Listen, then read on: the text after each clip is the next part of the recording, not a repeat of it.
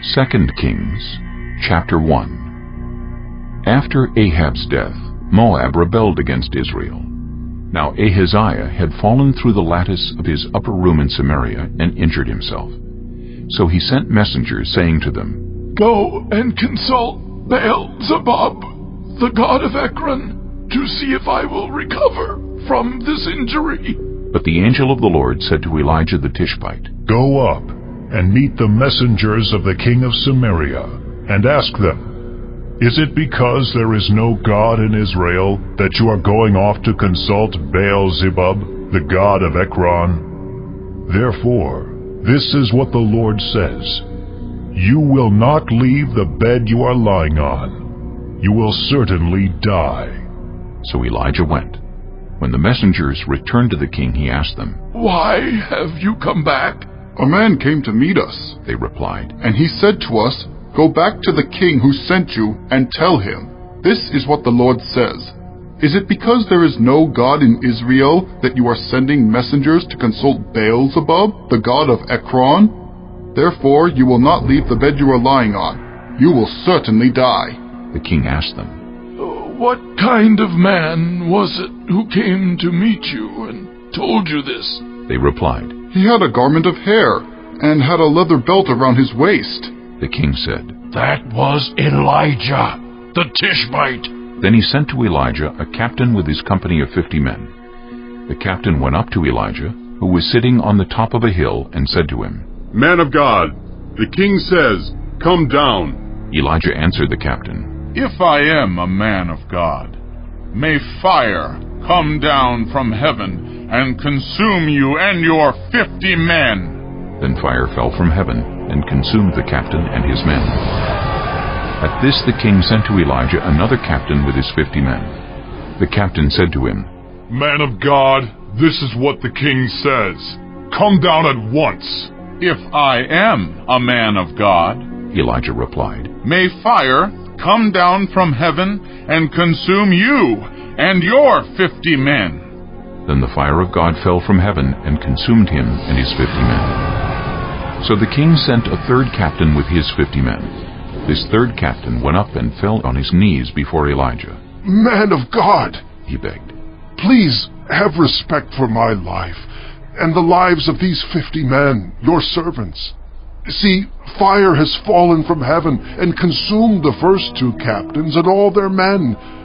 But now have respect for my life." The angel of the Lord said to Elijah, "Go down with him. Do not be afraid of him." So Elijah got up and went down with him to the king. He told the king, "This is what the Lord says. Is it because there is no God in Israel for you to consult that you have sent messengers to consult Baal-zebub, the god of Ekron? Because you have done this, you will never leave the bed you are lying on. You will certainly die." So he died, according to the word of the Lord that Elijah had spoken. Because Ahaziah had no son, Joram succeeded him as king in the 2nd year of Jehoram, son of Jehoshaphat, king of Judah. As for all the other events of Ahaziah's reign, and what he did, are they not written in the book of the annals of the kings of Israel? Chapter 2. When the Lord was about to take Elijah up to heaven in a whirlwind, Elijah and Elisha were on their way from Gilgal. Elijah said to Elisha, "Stay here. The Lord has sent me to Bethel." But Elisha said, "As surely as the Lord lives, and as you live, I will not leave you." So they went down to Bethel. The company of the prophets at Bethel came out to Elisha and asked, "Do you know that the Lord is going to take your master from you today?" "Yes, I know," Elisha replied. "So be quiet." Then Elijah said to him, "Stay here, Elisha. The Lord has sent me to Jericho." And he replied, "As surely as the Lord lives, and as you live, I will not leave you." So they went to Jericho. The company of the prophets at Jericho went up to Elisha and asked him, "Do you know that the Lord is going to take your master from you today?" "Yes, I know," he replied. "So be quiet." Then Elijah said to him, "Stay here. The Lord has sent me to the Jordan." And he replied, "As surely as the Lord lives, and as you live, I will not leave you." So the two of them walked on. 50 men from the company of the prophets went and stood at a distance, facing the place where Elijah and Elisha had stopped at the Jordan. Elijah took his cloak, rolled it up, and struck the water with it. The water divided to the right and to the left, and the two of them crossed over on dry ground. When they had crossed, Elijah said to Elisha, "Tell me, what can I do for you before I am taken from you?" Let me inherit a double portion of your spirit. Elisha replied. "You have asked a difficult thing," Elijah said. "Yet, if you see me when I am taken from you, it will be yours. Otherwise, it will not." As they were walking along and talking together, suddenly a chariot of fire and horses of fire appeared and separated the two of them, and Elijah went up to heaven in a whirlwind. Elisha saw this and cried out, My father! My father! The chariots and horsemen of Israel! And Elisha saw him no more. Then he took hold of his garment and tore it in two. Elisha then picked up Elijah's cloak that had fallen from him and went back and stood on the bank of the Jordan. He took the cloak that had fallen from Elijah and struck the water with it. Where now is the Lord, the God of Elijah? He asked. When he struck the water, it divided to the right and to the left, and he crossed over. The company of the prophets from Jericho who were watching said, The spirit of Elijah is resting on Elisha. And they went to meet him and bowed to the ground before him. Look, they said, we, your servants, have 50 able men. Let them go and look for your master. Perhaps the Spirit of the Lord has picked him up and set him down on some mountain or in some valley. No, Elisha replied. Do not send them. But they persisted until he was too embarrassed to refuse. So he said, Send them. And they sent 50 men who searched for 3 days, but did not find him. When they returned to Elisha, who was staying in Jericho, he said to them, Didn't I tell you not to go? The people of the city said to Elisha, Look, our Lord, this town is well situated, as you can see, but the water is bad, and the land is unproductive. Bring me a new bowl, he said, and put salt in it. So they brought it to him. Then he went out to the spring and threw the salt into it, saying, This is what the Lord says. I have healed this water. Never again will it cause death or make the land unproductive. And the water has remained pure to this day, according to the word Elisha had spoken. From there Elisha went up to Bethel. As he was walking along the road, some boys came out of the town and jeered at him. Get out of here, Baldy! They said. Get out of here, Baldy! He turned around, looked at them, and called down a curse on them in the name of the Lord. Then 2 bears came out of the woods and mauled 42 of the boys.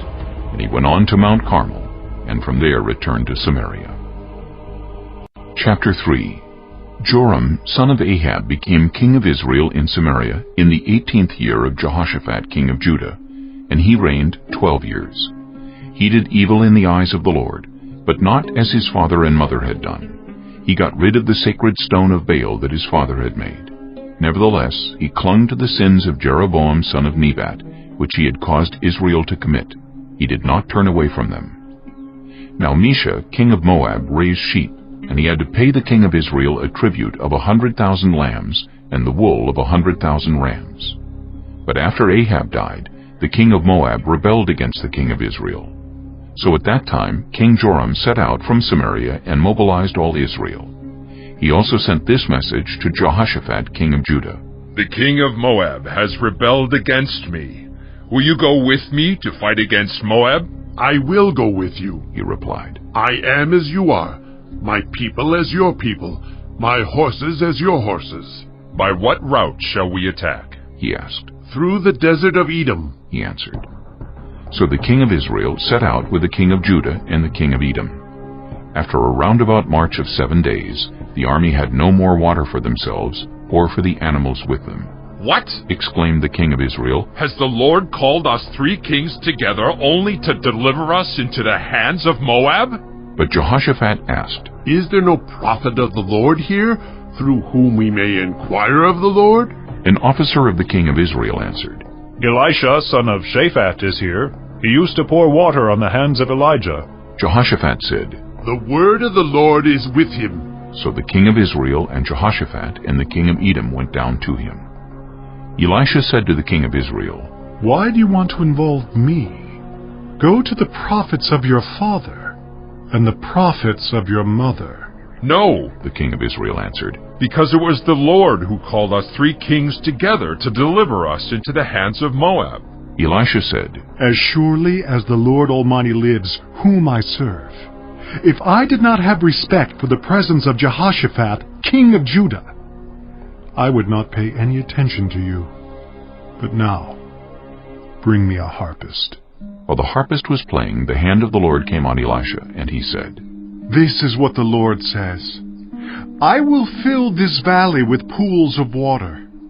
For this is what the Lord says, you will see neither wind nor rain, yet this valley will be filled with water, and you, your cattle, and your other animals will drink. This is an easy thing in the eyes of the Lord. He will also deliver Moab into your hands.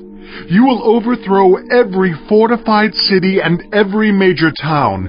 You will cut down every good tree, stop up all the springs, and ruin every good field with stones." The next morning, about the time for offering the sacrifice, there it was, water flowing from the direction of Edom, and the land was filled with water. Now all the Moabites had heard that the kings had come to fight against them. So every man, young and old, who could bear arms was called up and stationed on the border. When they got up early in the morning, the sun was shining on the water. To the Moabites across the way, the water looked red, like blood. "That's blood," they said. "Those kings must have fought and slaughtered each other. Now to the plunder, Moab!"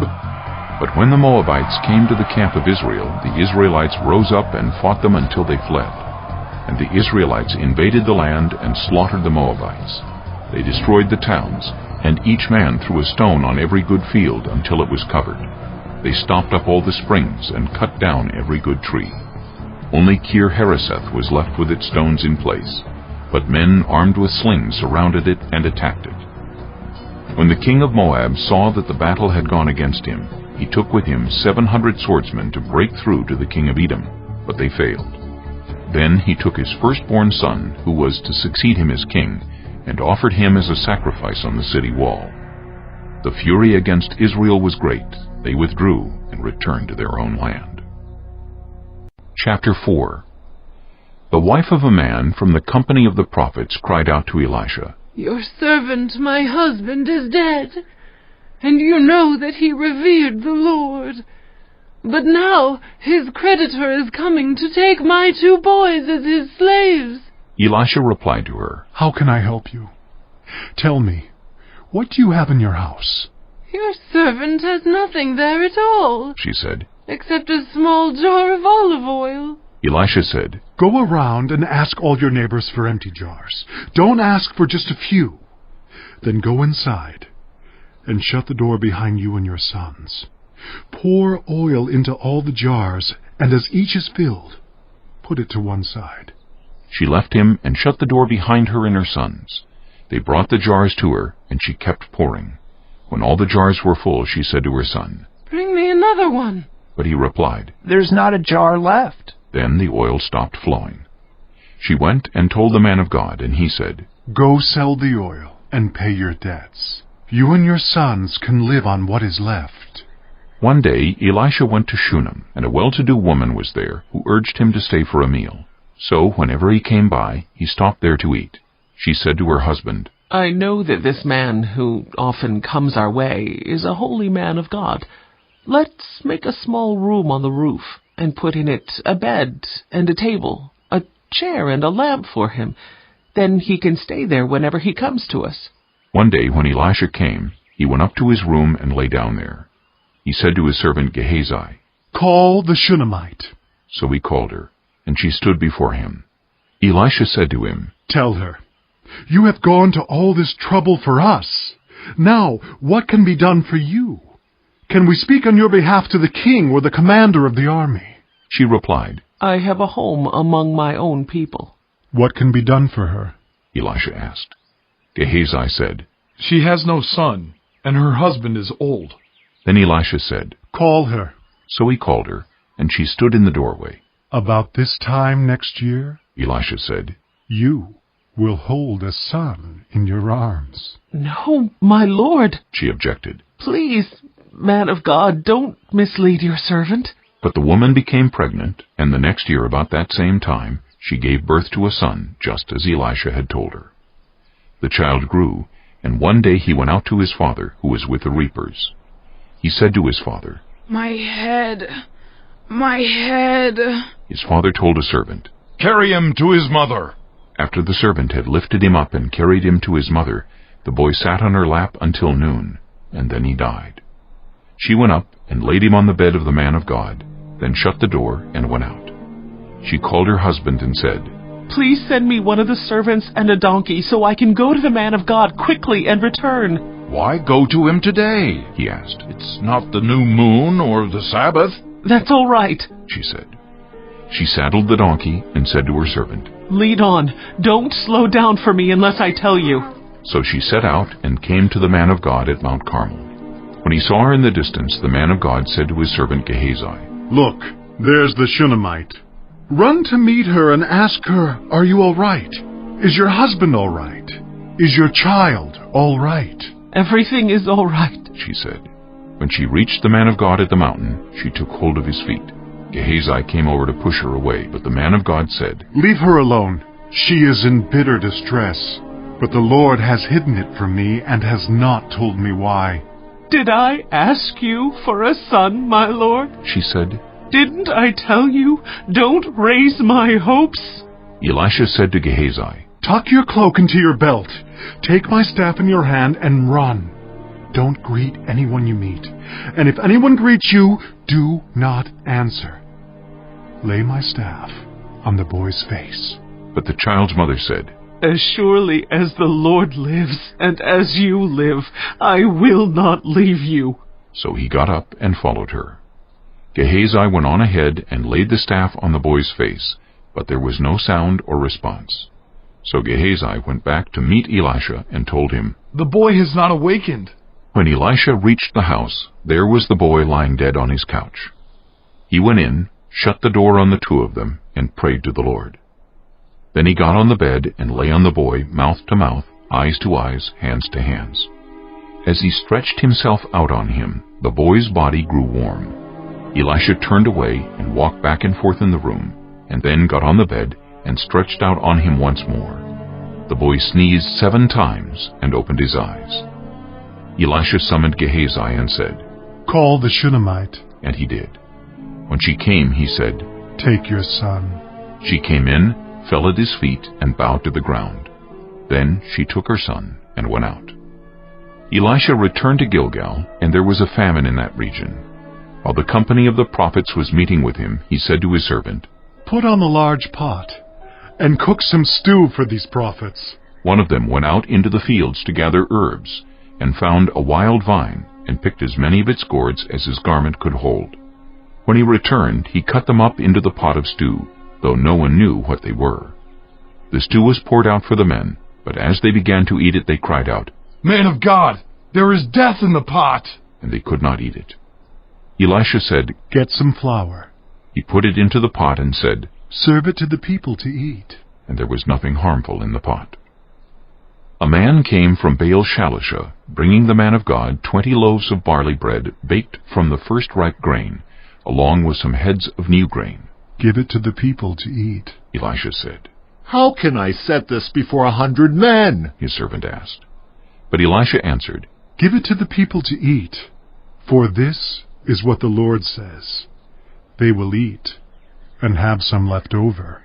Then he set it before them, and they ate and had some left over, according to the word of the Lord. Chapter 5. Now Naaman was commander of the army of the king of Aram. He was a great man in the sight of his master, and highly regarded, because through him the Lord had given victory to Aram. He was a valiant soldier, but he had leprosy. Now bands of raiders from Aram had gone out, and had taken captive a young girl from Israel, and she served Naaman's wife. She said to her mistress, If only my master would see the prophet who is in Samaria, he would cure him of his leprosy. Naaman went to his master and told him what the girl from Israel had said. By all means, go, the king of Aram replied. I will send a letter to the king of Israel. So Naaman left, taking with him 10 talents of silver, 6,000 shekels of gold, and 10 sets of clothing. The letter that he took to the king of Israel read, With this letter I am sending my servant Naaman to you, so that you may cure him of his leprosy. As soon as the king of Israel read the letter, he tore his robes and said, Am I God? Can I kill and bring back to life? Why does this fellow send someone to me to be cured of his leprosy? See how he is trying to pick a quarrel with me. When Elisha the man of God heard that the king of Israel had torn his robes, he sent him this message. Why have you torn your robes? Have the man come to me, and he will know that there is a prophet in Israel. So Naaman went with his horses and chariots, and stopped at the door of Elisha's house. Elisha sent a messenger to say to him, Go wash yourself 7 times in the Jordan, and your flesh will be restored, and you will be cleansed. But Naaman went away angry and said, I thought that he would surely come out to me and stand and call on the name of the Lord his God, wave his hand over the spot, and cure me of my leprosy. Are not Abana and Pharpar, the rivers of Damascus, better than all the waters of Israel? Couldn't I wash in them and be cleansed? So he turned and went off in a rage. Naaman's servants went to him and said, My father, if the prophet had told you to do some great thing, would you not have done it? How much more then when he tells you, Wash and be cleansed? So he went down and dipped himself in the Jordan 7 times, as the man of God had told him, and his flesh was restored and became clean like that of a young boy. Then Naaman and all his attendants went back to the man of God. He stood before him and said, Now I know that there is no God in all the world except in Israel.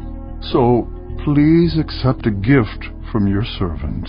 The prophet answered, As surely as the Lord lives, whom I serve, I will not accept a thing. And even though Naaman urged him, he refused. If you will not, said Naaman, please let me, your servant, be given as much earth as a pair of mules can carry, for your servant will never again make burnt offerings and sacrifices to any other god but the Lord. But may the Lord forgive your servant for this one thing. When my master enters the temple of Rimmon to bow down, and he is leaning on my arm, and I have to bow there also, when I bow down in the temple of Rimmon, may the Lord forgive your servant for this. Go in peace, Elisha said. After Naaman had traveled some distance, Gehazi, the servant of Elisha, the man of God, said to himself, My master was too easy on Naaman this Aramean by not accepting from him what he brought. As surely as the Lord lives, I will run after him and get something from him. So Gehazi hurried after Naaman. When Naaman saw him running toward him, he got down from the chariot to meet him. Is everything all right? He asked. Everything is all right, Gehazi answered. My master sent me to say, 2 young men from the company of the prophets have just come to me from the hill country of Ephraim. Please, give them a talent of silver and 2 sets of clothing. By all means, take 2 talents, said Naaman. He urged Gehazi to accept them, and then tied up the 2 talents of silver in 2 bags, with 2 sets of clothing. He gave them to 2 of his servants, and they carried them ahead of Gehazi. When Gehazi came to the hill, he took the things from the servants and put them away in the house. He sent the men away, and they left. When he went in and stood before his master, Elisha asked him, Where have you been, Gehazi? Your servant didn't go anywhere, Gehazi answered. But Elisha said to him, Was not my spirit with you when the man got down from his chariot to meet you? Is this the time to take money, or to accept clothes, or olive groves and vineyards, or flocks and herds, or male and female slaves? Naaman's leprosy will cling to you and to your descendants forever. Then Gehazi went from Elisha's presence, and his skin was leprous. It had become as white as snow. Chapter 6. The company of the prophets said to Elisha, Look, the place where we meet with you is too small for us. Let us go to the Jordan, where each of us can get a pole, and let us build a place there for us to meet. And he said, Go, Then one of them said, "Won't you please come with your servants?" "I will," Elisha replied, and he went with them. They went to the Jordan and began to cut down trees.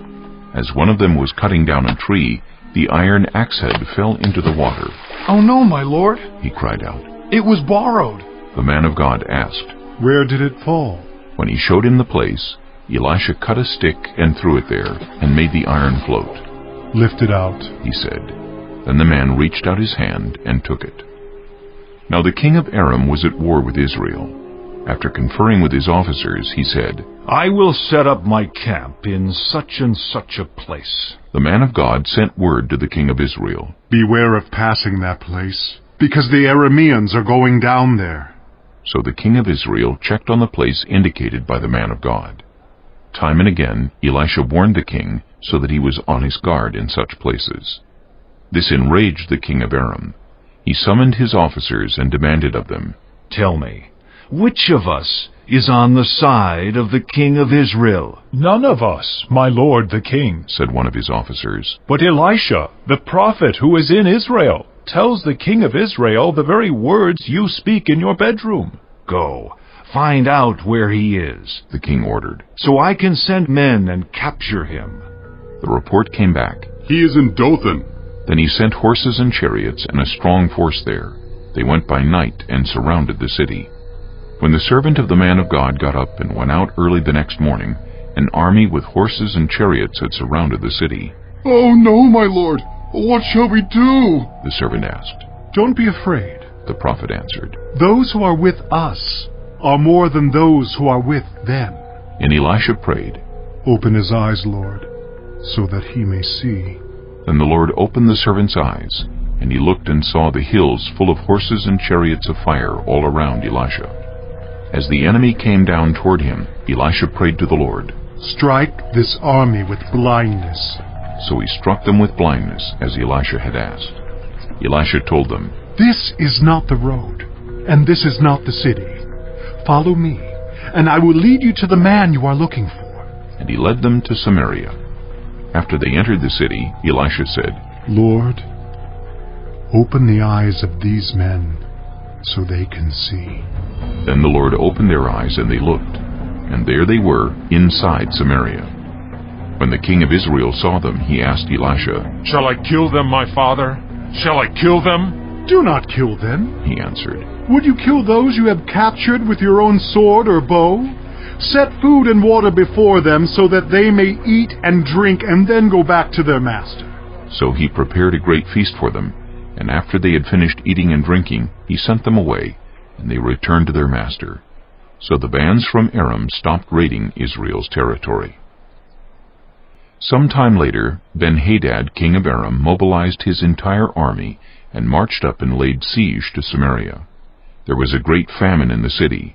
The siege lasted so long that a donkey's head sold for 80 shekels of silver, and a quarter of a cab of seed pods for 5 shekels.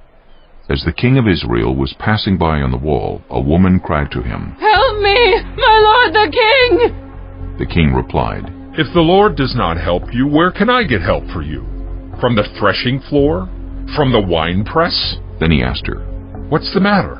She answered, "This woman said to me, 'Give up your son so we may eat him today, and tomorrow we'll eat my son.' So we cooked my son and ate him. The next day I said to her, 'Give up your son so we may eat him.' But she had hidden him." When the king heard the woman's words, he tore his robes.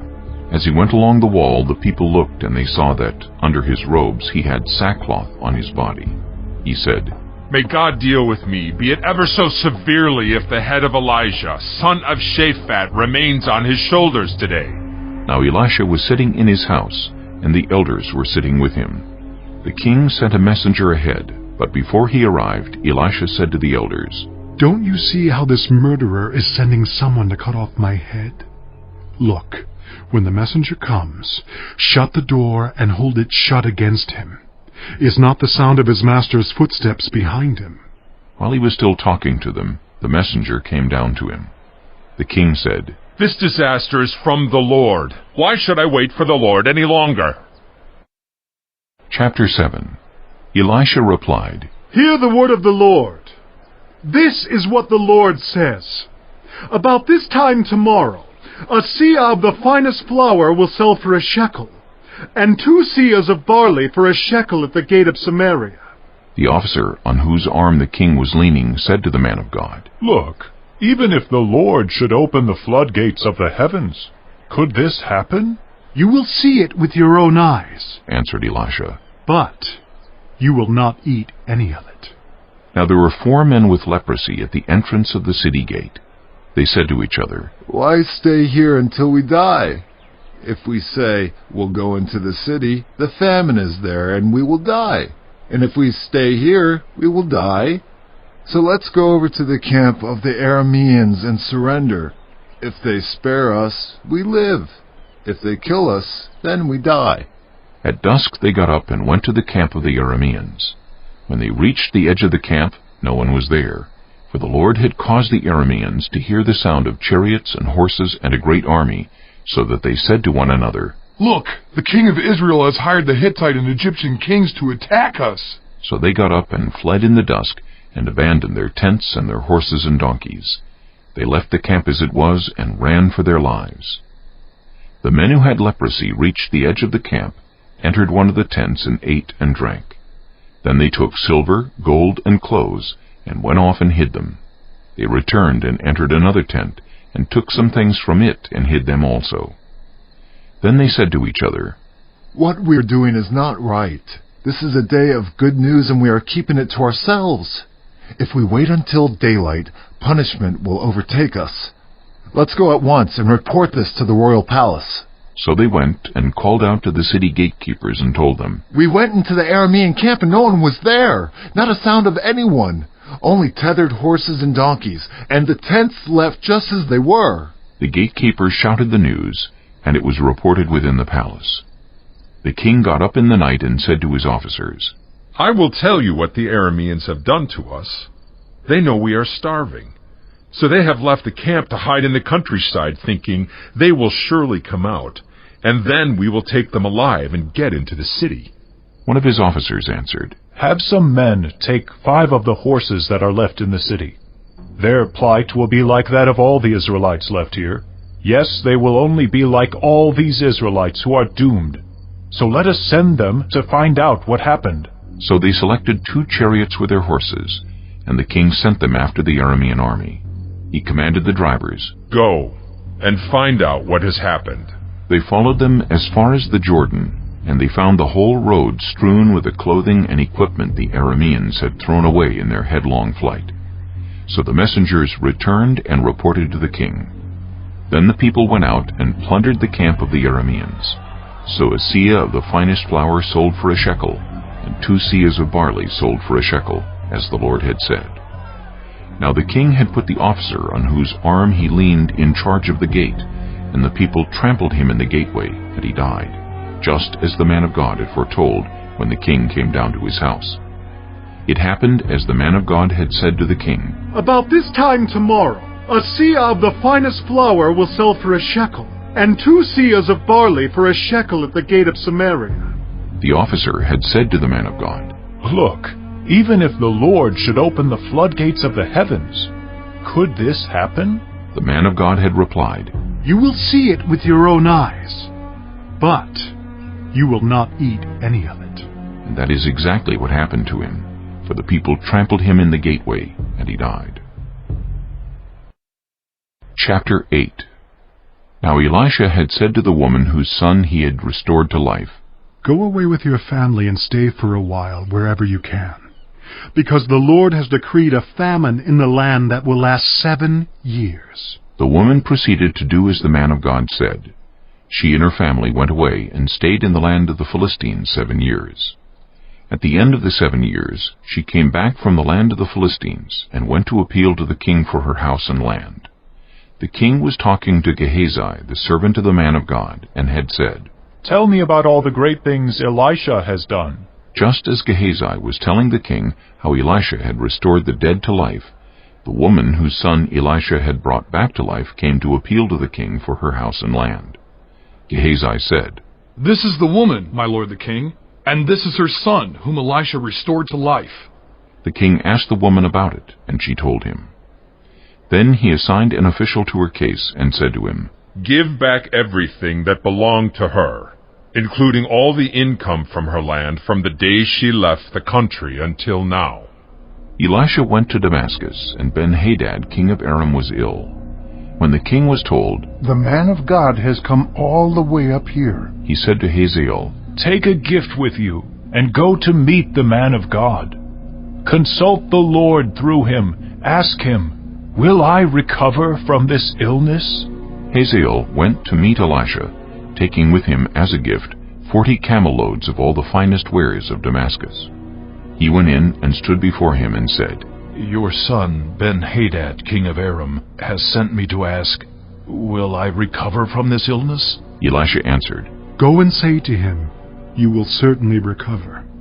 Nevertheless, the Lord has revealed to me that he will in fact die." He stared at him with a fixed gaze until Hazael was embarrassed. Then the man of God began to weep. "Why is my Lord weeping?" asked Hazael. "Because I know the harm you will do to the Israelites," he answered. "You will set fire to their fortified places, kill their young men with the sword, dash their little children to the ground, and rip open their pregnant women." Hazael said, "How could your servant, a mere dog, accomplish such a feat?" "The Lord has shown me that you will become king of Aram," answered Elisha. Then Hazael left Elisha and returned to his master. When Ben-Hadad asked, "What did Elisha say to you?" Hazael replied, "He told me that you would certainly recover." But the next day he took a thick cloth, soaked it in water, and spread it over the king's face so that he died. Then Hazael succeeded him as king. In the 5th year of Joram, son of Ahab, king of Israel, when Jehoshaphat was king of Judah, Jehoram, son of Jehoshaphat, began his reign as king of Judah. He was 32 years old when he became king, and he reigned in Jerusalem 8 years. He followed the ways of the kings of Israel, as the house of Ahab had done, for he married a daughter of Ahab. He did evil in the eyes of the Lord. Nevertheless, for the sake of his servant David, the Lord was not willing to destroy Judah. He had promised to maintain a lamp for David and his descendants forever. In the time of Jehoram, Edom rebelled against Judah and set up its own king. So Jehoram went to Zair with all his chariots. The Edomites surrounded him and his chariot commanders, but he rose up and broke through by night. His army, however, fled back home. To this day, Edom has been in rebellion against Judah. Libnah revolted at the same time. As for the other events of Jehoram's reign and all he did, are they not written in the book of the annals of the kings of Judah? Jehoram rested with his ancestors, and was buried with them in the city of David, and Ahaziah his son succeeded him as king. In the 12th year of Joram, son of Ahab, king of Israel, Ahaziah, son of Jehoram, king of Judah, began to reign. Ahaziah was 22 years old when he became king, and he reigned in Jerusalem 1 year. His mother's name was Athaliah, a granddaughter of Omri, king of Israel. He followed the ways of the house of Ahab, and did evil in the eyes of the Lord, as the house of Ahab had done, for he was related by marriage to Ahab's family. Ahaziah went with Joram son of Ahab to war against Hazael, king of Aram, at Ramoth-Gilead.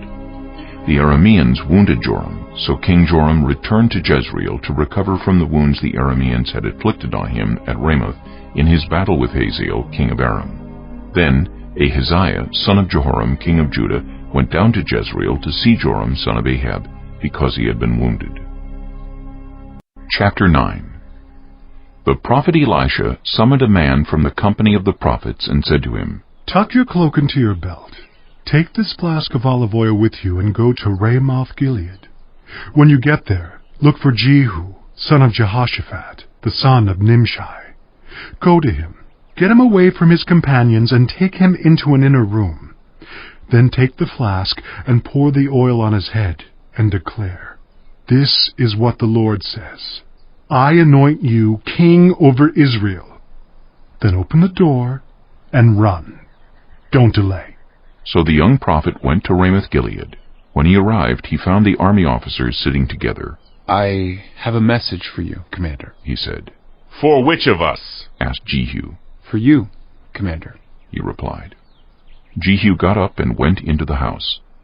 Then the prophet poured the oil on Jehu's head and declared, This is what the Lord, the God of Israel, says. I anoint you king over the Lord's people, Israel. You are to destroy the house of Ahab, your master, and I will avenge the blood of my servants, the prophets, and the blood of all the Lord's servants shed by Jezebel. The whole house of Ahab will perish. I will cut off from Ahab every last male in Israel, slave or free. I will make the house of Ahab like the house of Jeroboam, son of Nebat, and like the house of Baasha, son of Ahijah. As for Jezebel, dogs will devour her on the plot of ground at Jezreel, and no one will bury her. Then he opened the door and ran. When Jehu went out to his fellow officers, one of them asked him, Is everything all right? Why did this maniac come to you? You know the man and the sort of things he says, Jehu replied. That's not true, they said. Tell us. Jehu said, Here is what he told me. This is what the Lord says. I anoint you king over Israel. They quickly took their cloaks and spread them under him on the bare steps.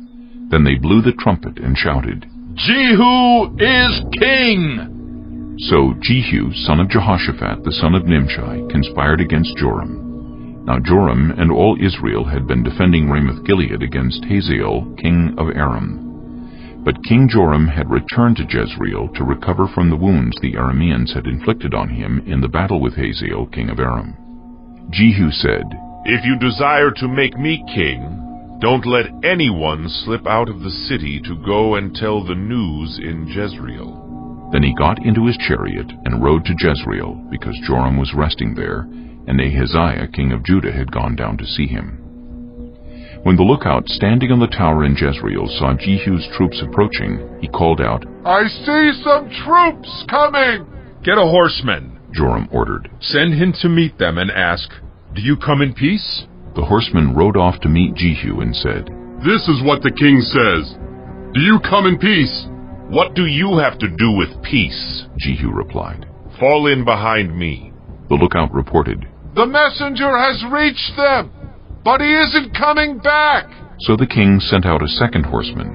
When he came to them, he said, This is what the king says. Do you come in peace? Jehu replied, What do you have to do with peace? Fall in behind me. The lookout reported, He has reached them, but he isn't coming back either. The driving is like that of Jehu, son of Nimshi. He drives like a maniac.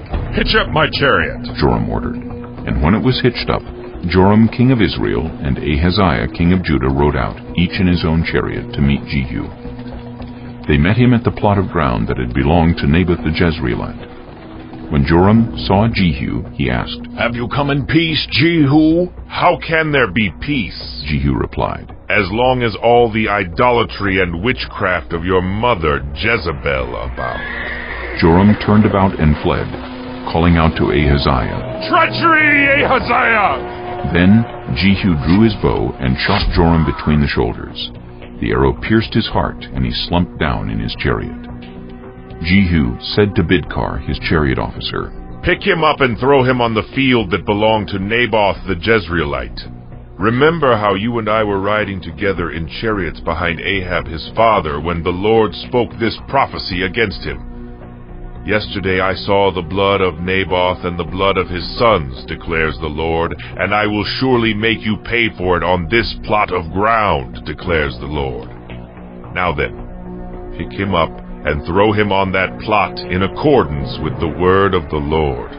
When Ahaziah, king of Judah, saw what had happened, he fled up the road to Beth-Hagen. Jehu chased him, shouting, Kill him, too! They wounded him in his chariot on the way up to Gur near Ibleam, but he escaped to Megiddo and died there. His servants took him by chariot to Jerusalem and buried him with his ancestors in his tomb in the city of David. In the 11th year of Joram, son of Ahab, Ahaziah had become king of Judah. Then Jehu went to Jezreel. When Jezebel heard about it, she put on eye makeup, arranged her hair, and looked out of a window. As Jehu entered the gate, she asked, "Have you come in peace, you Zimri, you murderer of your master?" He looked up at the window and called out, "Who is on my side? Who?" 2 or 3 eunuchs looked down at him. "Throw her down," Jehu said. So they threw her down, and some of her blood spattered the wall and the horses as they trampled her underfoot. Jehu went in and ate and drank. "Take care of that cursed woman," he said, "and bury her, for she was a king's daughter." But when they went out to bury her, they found nothing except her skull, her feet, and her hands. They went back and told Jehu, who said, "This is the word of the Lord that he spoke through his servant Elijah the Tishbite. On the plot of ground at Jezreel, dogs will devour Jezebel's flesh. Jezebel's body will be like dung on the ground in the plot at Jezreel, so that no one will be able to say, 'This is Jezebel.'" Chapter 10. Now there were in Samaria 70 sons of the house of Ahab. So Jehu wrote letters and sent them to Samaria, to the officials of Jezreel, to the elders, and to the guardians of Ahab's children. He said, "You have your master's sons with you, and you have chariots and horses, a fortified city and weapons. Now, as soon as this letter reaches you, choose the best and most worthy of your master's sons, and set him on his father's throne. Then fight for your master's house." But they were terrified and said, "If 2 kings could not resist him, how can we?" So the palace administrator, the city governor, the elders, and the guardians sent this message to Jehu. "We are your servants, and we will do anything you say. We will not appoint anyone as king. You do whatever you think best." Then Jehu wrote them a second letter, saying, "If you are on my side and will obey me, take the heads of your master's sons and come to me in Jezreel by this time tomorrow." Now the royal princes, 70 of them, were with the leading men of the city, who were rearing them. When the letter arrived, these men took the princes and slaughtered all 70 of them. They put their heads in baskets and sent them to Jehu in Jezreel. When the messenger arrived, he told Jehu, "They have brought the heads of the princes." Then Jehu ordered, "Put them in 2 piles at the entrance of the city gate until morning." The next morning Jehu went out. He stood before all the people and said, "You are innocent. It was I who conspired against my master and killed him. But who killed all these? Know then that not a word the Lord has spoken against the house of Ahab will fail. The Lord has done what he announced through his servant Elijah." So Jehu killed everyone in Jezreel who remained of the house of Ahab, as well as all his chief men, his close friends, and his priests, leaving him no survivor. Jehu then set out and went toward Samaria. At Beth-Eked of the shepherds, he met some relatives of Ahaziah, king of Judah, and asked, "Who are you?" They said, "We are relatives of Ahaziah, and we have come down to greet the families of the king and of the queen mother." "Take them alive," he ordered. So they took them alive and slaughtered them by the well of Beth-Eked, 42 of them. He left no survivor. After he left there, he came upon Jehonadab, son of Rechab, who was on his way to meet him. Jehu greeted him and said, "Are you in accord with me as I am with you?" "I am," Jehonadab answered. "If so," said Jehu, "give me your hand." So he did, and Jehu helped him up into the chariot. Jehu said, "Come with me and see my zeal for the Lord." Then he had him ride along in his chariot. When Jehu came to Samaria, he killed all who were left there of Ahab's family. He destroyed them, according to the word of the Lord, spoken to Elijah. Then Jehu brought all the people together and said to them, "Ahab served Baal a little. Jehu will serve him much. Now summon all the prophets of Baal, all his servants, and all his priests. See that no one is missing, because I am going to hold a great sacrifice for Baal. Anyone who fails to come will no longer live." But Jehu was acting deceptively in order to destroy the servants of Baal. Jehu said, "Call an assembly in honor of Baal." So they proclaimed it. Then he sent word throughout Israel, and all the servants of Baal came. Not one stayed away. They crowded into the temple of Baal until it was full from one end to the other. And Jehu said to the keeper of the wardrobe, "Bring robes for all the servants of Baal." So he brought out robes for them. Then Jehu and Jehonadab, son of Rechab, went into the temple of Baal. Jehu said to the servants of Baal, "Look around and see that no one who serves the Lord is here with you, only servants of Baal." So they went in to make sacrifices and burnt offerings. Now Jehu had posted 80 men outside with this warning: "If one of you lets any of the men I am placing in your hands escape, it will be your life for his life." As soon as Jehu had finished making the burnt offering, he ordered the guards and officers, "Go in and kill them. Let no one escape." So they cut them down with the sword. The guards and officers threw the bodies out and then entered the inner shrine of the temple of Baal. They brought the sacred stone out of the temple of Baal and burned it.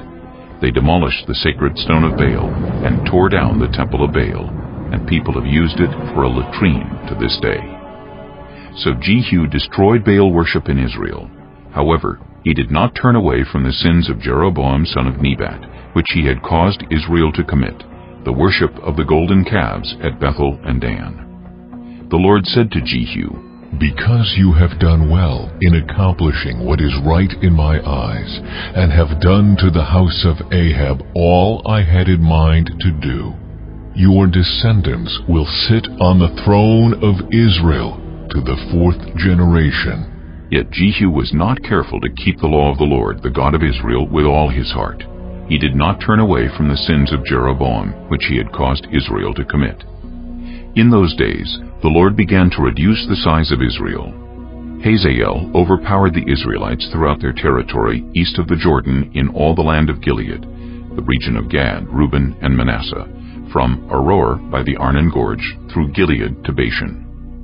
As for the other events of Jehu's reign, all he did and all his achievements, are they not written in the book of the annals of the kings of Israel?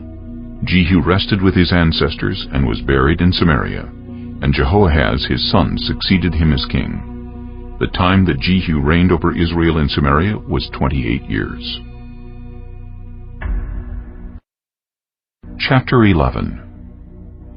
When Athaliah, the mother of Ahaziah, saw that her son was dead, she proceeded to destroy the whole royal family. But Jehosheba, the daughter of King Jehoram and sister of Ahaziah, took Joash, son of Ahaziah, and stole him away from among the royal princes who were about to be murdered. She put him and his nurse in a bedroom to hide him from Athaliah, so he was not killed. He remained hidden with his nurse at the temple of the Lord for 6 years, while Athaliah ruled the land. In the 7th year, Jehoiada sent for the commanders of units of 100, the Kerites and the guards, and had them brought to him at the temple of the Lord. He made a covenant with them, and put them under oath at the temple of the Lord. Then he showed them the king's son. He commanded them, saying, "This is what you are to do. You who are in the 3 companies that are going on duty on the Sabbath, a third of you guarding the royal palace, a third at the Sur Gate, and a third at the gate behind the guard, who take turns guarding the temple. And you who are in the other 2 companies that normally go off Sabbath duty are all to guard the temple for the king. Station yourselves around the king, each of you with weapon in hand. Anyone who approaches your ranks is to be put to death. Stay close to the king wherever he goes." The commanders of units of 100 did just as Jehoiada the priest ordered. Each one took his men, those who were going on duty on the Sabbath and those who were going off duty, and came to Jehoiada the priest. Then he gave the commanders the spears and shields that had belonged to King David, and that were in the temple of the Lord. The guards, each with weapon in hand, stationed themselves around the king, near the altar in the temple, from the south side to the north side of the temple. Jehoiada brought out the king's son and put the crown on him. He presented him with a copy of the covenant and proclaimed him king. They anointed him, and the people clapped their hands and shouted, "Long live the king!" When Athaliah heard the noise made by the guards and the people, she went to the people at the temple of the Lord. She looked, and there was the king, standing by the pillar as the custom was. The officers and the trumpeters were beside the king, and all the people of the land were rejoicing and blowing trumpets. Then Athaliah tore her robes and called out, "Treason! Treason!" Jehoiada the priest ordered the commanders of units of 100 who were in charge of the troops, "Bring her out between the ranks, and put to the sword anyone who follows her." For the priest had said, "She must not be put to death in the temple of the Lord." So they seized her as she reached the place where the horses enter the palace grounds, and there she was put to death. Jehoiada then made a covenant between the Lord and the king and people, that they would be the Lord's people. He also made a covenant between the king and the people. All the people of the land went to the temple of Baal and tore it down. They smashed the altars and idols to pieces, and killed Mattan, the priest of Baal, in front of the altars. Then Jehoiada the priest posted guards at the temple of the Lord. He took with him the commanders of hundreds, the Kerites, the guards, and all the people of the land, and together they brought the king down from the temple of the Lord, and went into the palace, entering by way of the gate of the guards. The king then took his place on the royal throne. All the people of the land rejoiced, and the city was calm, because Athaliah had been slain with a sword at the palace. Joash was 7 years old when he began to reign. Chapter 12. In the 7th year of Jehu, Joash became king, and he reigned in Jerusalem 40 years. His mother's name was Zibiah. She was from Beersheba. Joash did what was right in the eyes of the Lord all the years Jehoiada the priest instructed him. The high places, however, were not removed. The people continued to offer sacrifices and burn incense there. Joash said to the priests, "Collect all the money that is brought as sacred offerings to the temple of the Lord, the money collected in the census, the money received from personal vows, and the money brought voluntarily to the temple. Let every priest receive the money from one of the treasurers. Then use it to repair whatever damage is found in the temple." But by the 23rd year of King Joash, the priests still had not repaired the temple. Therefore King Joash summoned Jehoiada the priest and the other priests and asked them, "Why aren't you repairing the damage done to the temple? Take no more money from your treasurers, but hand it over for repairing the temple." The priests agreed that they would not collect any more money from the people, and that they would not repair the temple themselves. Jehoiada the priest took a chest and bored a hole in its lid. He placed it beside the altar on the right side as one enters the temple of the Lord. The priests who guarded the entrance put into the chest all the money that was brought to the temple of the Lord. Whenever they saw that there was a large amount of money in the chest, the royal secretary and the high priest came, counted the money that had been brought into the temple of the Lord, and put it into bags. When the amount had been determined, they gave the money to the men appointed to supervise the work on the temple. With it they paid those who worked on the temple of the Lord, the carpenters and builders, the masons and stonecutters. They purchased timber and blocks of dressed stone for the repair of the temple of the Lord, and met all the other expenses of restoring the temple. The money brought into the temple was not spent for making silver basins, wick trimmers, sprinkling bowls, trumpets, or any other articles of gold or silver for the temple of the Lord. It was paid to the workers who used it to repair the temple. They did not require an accounting from those to whom they gave the money to pay the workers, because they acted with complete honesty. The money from the guilt offerings and sin offerings was not brought into the temple of the Lord, it belonged to the priests. About this time, Hazael, king of Aram, went up and attacked Gath and captured it. Then he turned to attack Jerusalem. But Joash, king of Judah, took all the sacred objects dedicated by his predecessors, Jehoshaphat, Jehoram, and Ahaziah, the kings of Judah, and the gifts he himself had dedicated, and all the gold found in the treasuries of the temple of the Lord and of the royal palace, and he sent them to Hazael, king of Aram, who then withdrew from Jerusalem. As for the other events of the reign of Joash and all he did, are they not written in the book of the annals of the kings of Judah? His officials conspired against him and assassinated him at Beth Millo, on the road down to Silla.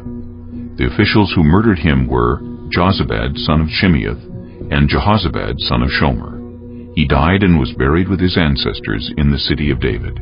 And Amaziah his son succeeded him as king. Chapter 13. In the 23rd year of Joash, son of Ahaziah, king of Judah, Jehoahaz, son of Jehu, became king of Israel in Samaria, and he reigned 17 years. He did evil in the eyes of the Lord by following the sins of Jeroboam, son of Nebat, which he had caused Israel to commit, and he did not turn away from them. So the Lord's anger burned against Israel, and for a long time he kept them under the power of Hazael king of Aram, and Ben-Hadad his son. Then Jehoahaz sought the Lord's favor, and the Lord listened to him, for he saw how severely the king of Aram was oppressing Israel.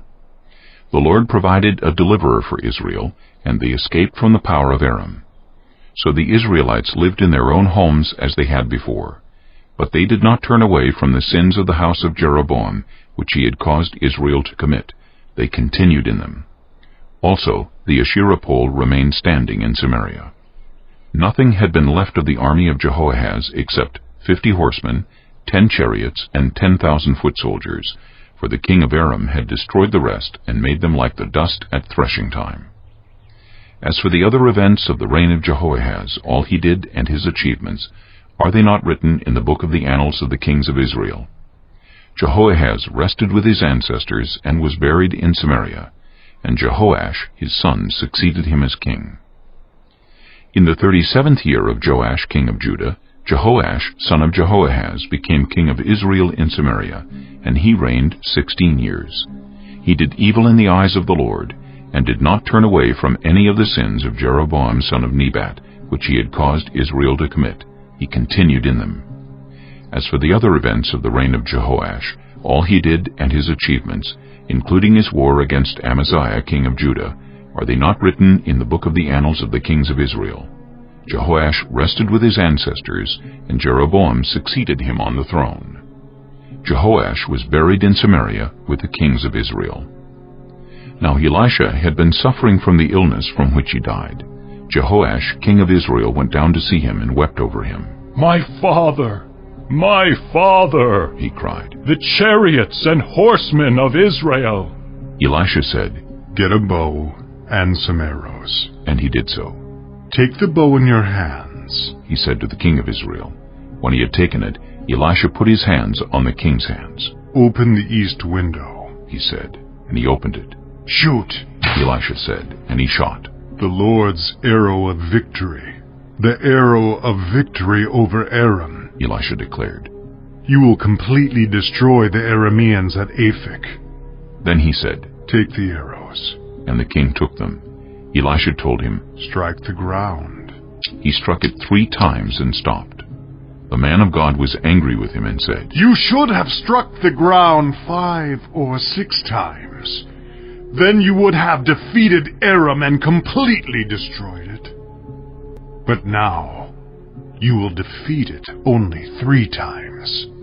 Elisha died and was buried. Now Moabite raiders used to enter the country every spring. Once, while some Israelites were burying a man, suddenly they saw a band of raiders, so they threw the man's body into Elisha's tomb. When the body touched Elisha's bones, the man came to life and stood up on his feet. Hazael, king of Aram, oppressed Israel throughout the reign of Jehoahaz. But the Lord was gracious to them, and had compassion and showed concern for them, because of his covenant with Abraham, Isaac, and Jacob. To this day he has been unwilling to destroy them or banish them from his presence. Hazael, king of Aram, died, and Ben-Hadad his son succeeded him as king. Then Jehoash, son of Jehoahaz, recaptured from Ben-Hadad, son of Hazael, the towns he had taken in battle from his father Jehoahaz. 3 times Jehoash defeated him, and so he recovered the Israelite towns. Chapter 14. In the 2nd year of Jehoash, son of Jehoahaz, king of Israel, Amaziah, son of Joash, king of Judah, began to reign. He was 25 years old when he became king, and he reigned in Jerusalem 29 years. His mother's name was Jehoaddan. She was from Jerusalem. He did what was right in the eyes of the Lord, but not as his father David had done. In everything he followed the example of his father Joash. The high places, however, were not removed. The people continued to offer sacrifices and burn incense there. After the kingdom was firmly in his grasp, he executed the officials who had murdered his father the king. Yet he did not put the children of the assassins to death, in accordance with what is written in the book of the law of Moses, where the Lord commanded, "Parents are not to be put to death for their children, nor children put to death for their parents. Each will die for their own sin." He was the one who defeated 10,000 Edomites in the Valley of Salt and captured Selah in battle, calling it Joktheel, the name it has to this day. Then Amaziah sent messengers to Jehoash, son of Jehoahaz, the son of Jehu, king of Israel, with the challenge, "Come, let us face each other in battle." But Jehoash, king of Israel, replied to Amaziah, king of Judah, "A thistle in Lebanon sent a message to a cedar in Lebanon. Give your daughter to my son in marriage." Then a wild beast in Lebanon came along and trampled the thistle underfoot. You have indeed defeated Edom, and now you are arrogant. Glory in your victory, but stay at home. Why ask for trouble and cause your own downfall, and that of Judah also? Amaziah, however, would not listen, so Jehoash, king of Israel, attacked. He and Amaziah, king of Judah, faced each other at Bethshemesh in Judah. Judah was routed by Israel, and every man fled to his home. Jehoash, king of Israel, captured Amaziah, king of Judah, the son of Joash, the son of Ahaziah, at Bethshemesh. Then Jehoash went to Jerusalem and broke down the wall of Jerusalem from the Ephraim gate to the corner gate, a section about 400 cubits long. He took all the gold and silver and all the articles found in the temple of the Lord and in the treasuries of the royal palace. He also took hostages and returned to Samaria. As for the other events of the reign of Jehoash, what he did and his achievements, including his war against Amaziah, king of Judah, are they not written in the book of the annals of the kings of Israel? Jehoash rested with his ancestors and was buried in Samaria with the kings of Israel, and Jeroboam his son succeeded him as king. Amaziah, son of Joash, king of Judah, lived for 15 years after the death of Jehoash, son of Jehoahaz, king of Israel. As for the other events of Amaziah's reign, are they not written in the book of the annals of the kings of Judah? They conspired against him in Jerusalem, and he fled to Lachish, but they sent men after him to Lachish and killed him there. He was brought back by horse, and was buried in Jerusalem with his ancestors in the city of David. Then all the people of Judah took Azariah, who was 16 years old, and made him king in place of his father Amaziah. He was the one who rebuilt Elath, and restored it to Judah after Amaziah rested with his ancestors. In the 15th year of Amaziah, son of Joash, king of Judah, Jeroboam, son of Jehoash, king of Israel, became king in Samaria, and he reigned 41 years. He did evil in the eyes of the Lord, and did not turn away from any of the sins of Jeroboam, son of Nebat, which he had caused Israel to commit. He was the one who restored the boundaries of Israel from Lebo-Hamath to the Dead Sea, in accordance with the word of the Lord, the God of Israel, spoken through his servant Jonah, son of Amittai, the prophet from Gath-Hepher. The Lord had seen how bitterly everyone in Israel, whether slave or free, was suffering. There was no one to help them. And since the Lord had not said he would blot out the name of Israel from under heaven, he saved them by the hand of Jeroboam, son of Jehoash.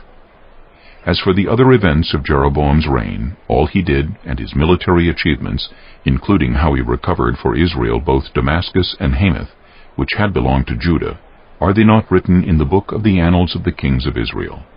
Jeroboam rested with his ancestors, the kings of Israel, and Zechariah his son succeeded him as king.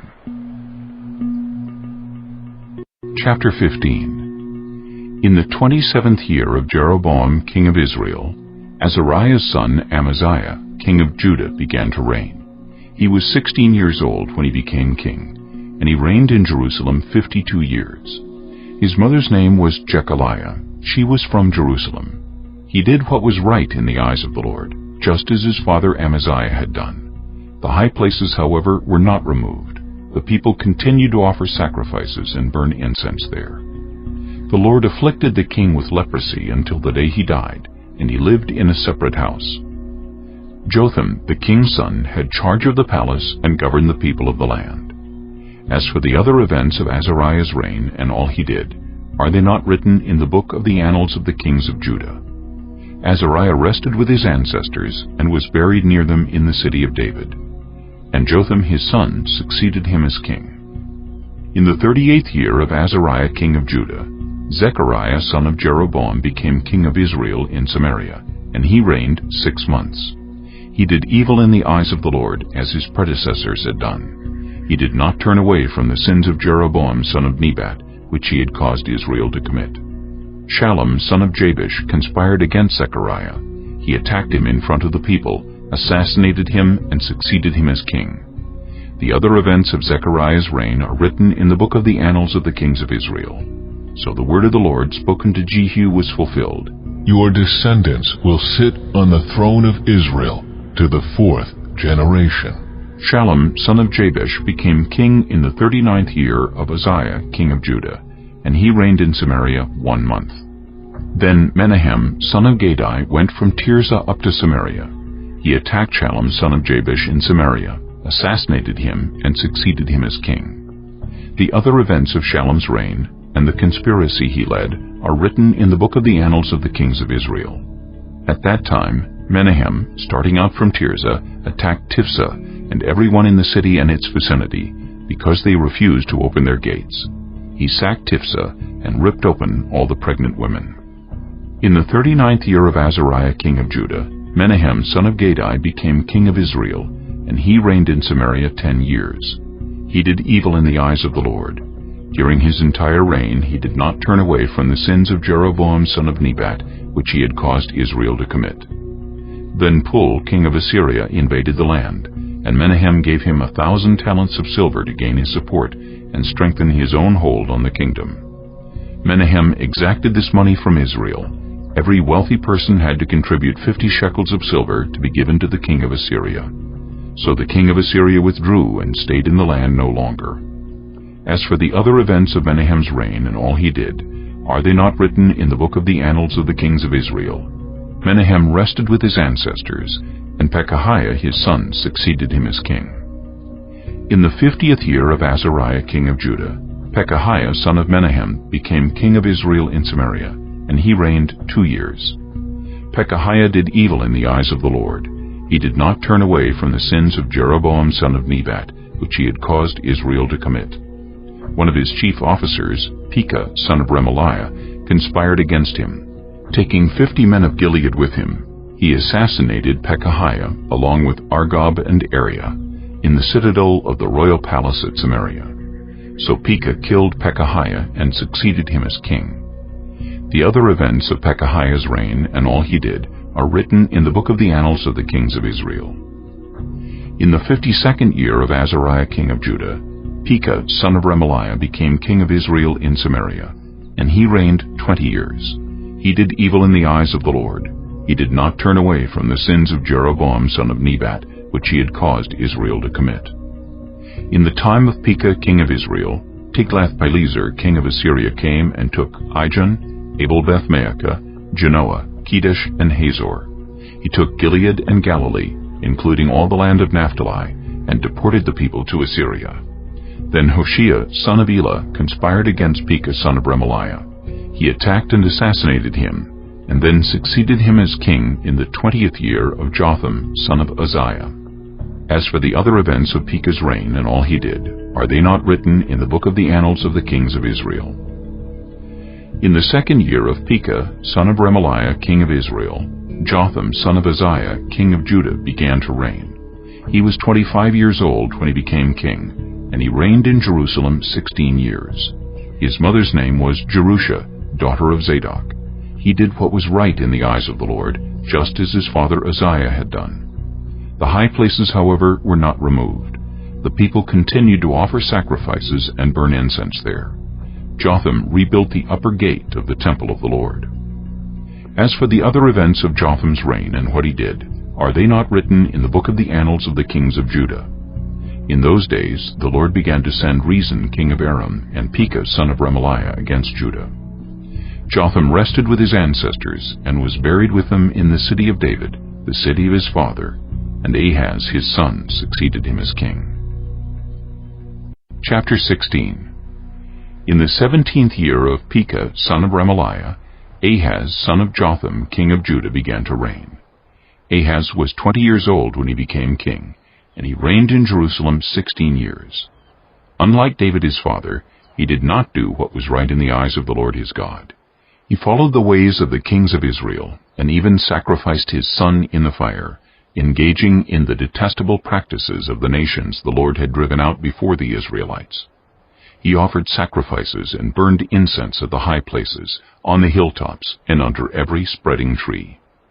Then Rezin, king of Aram, and Pekah son of Remaliah, king of Israel, marched up to fight against Jerusalem, and besieged Ahaz, but they could not overpower him. At that time Rezin king of Aram recovered Elath for Aram, by driving out the people of Judah. Edomites then moved into Elath, and have lived there to this day. Ahaz sent messengers to say to Tiglath-Pileser king of Assyria, I am your servant and vassal. Come up and save me out of the hand of the king of Aram and of the king of Israel, who are attacking me. And Ahaz took the silver and gold found in the temple of the Lord, and in the treasuries of the royal palace, and sent it as a gift to the king of Assyria. The king of Assyria complied by attacking Damascus and capturing it. He deported its inhabitants to Kir and put Rezin to death. Then King Ahaz went to Damascus to meet Tiglath-Pileser king of Assyria. He saw an altar in Damascus, and sent to Uriah the priest a sketch of the altar with detailed plans for its construction. So Uriah the priest built an altar in accordance with all the plans that King Ahaz had sent from Damascus, and finished it before King Ahaz returned. When the king came back from Damascus and saw the altar, he approached it and presented offerings on it. He offered up his burnt offering and grain offering, poured out his drink offering, and splashed the blood of his fellowship offerings against the altar. As for the bronze altar that stood before the Lord, he brought it from the front of the temple, from between the new altar and the temple of the Lord, and put it on the north side of the new altar. King Ahaz then gave these orders to Uriah the priest. On the large new altar, offer the morning burnt offering and the evening grain offering, the king's burnt offering and his grain offering, and the burnt offering of all the people of the land, and their grain offering and their drink offering. Splash against this altar the blood of all the burnt offerings and sacrifices. But I will use the bronze altar for seeking guidance. And Uriah the priest did just as King Ahaz had ordered.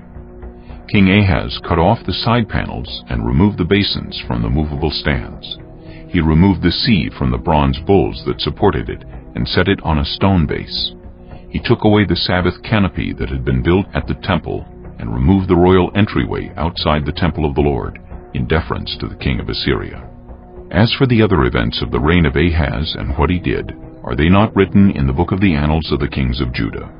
Ahaz rested with his ancestors and was buried with them in the city of David, and Hezekiah his son succeeded him as king. Chapter 17. In the 12th year of Ahaz king of Judah, Hoshea son of Elah became king of Israel in Samaria, and he reigned 9 years.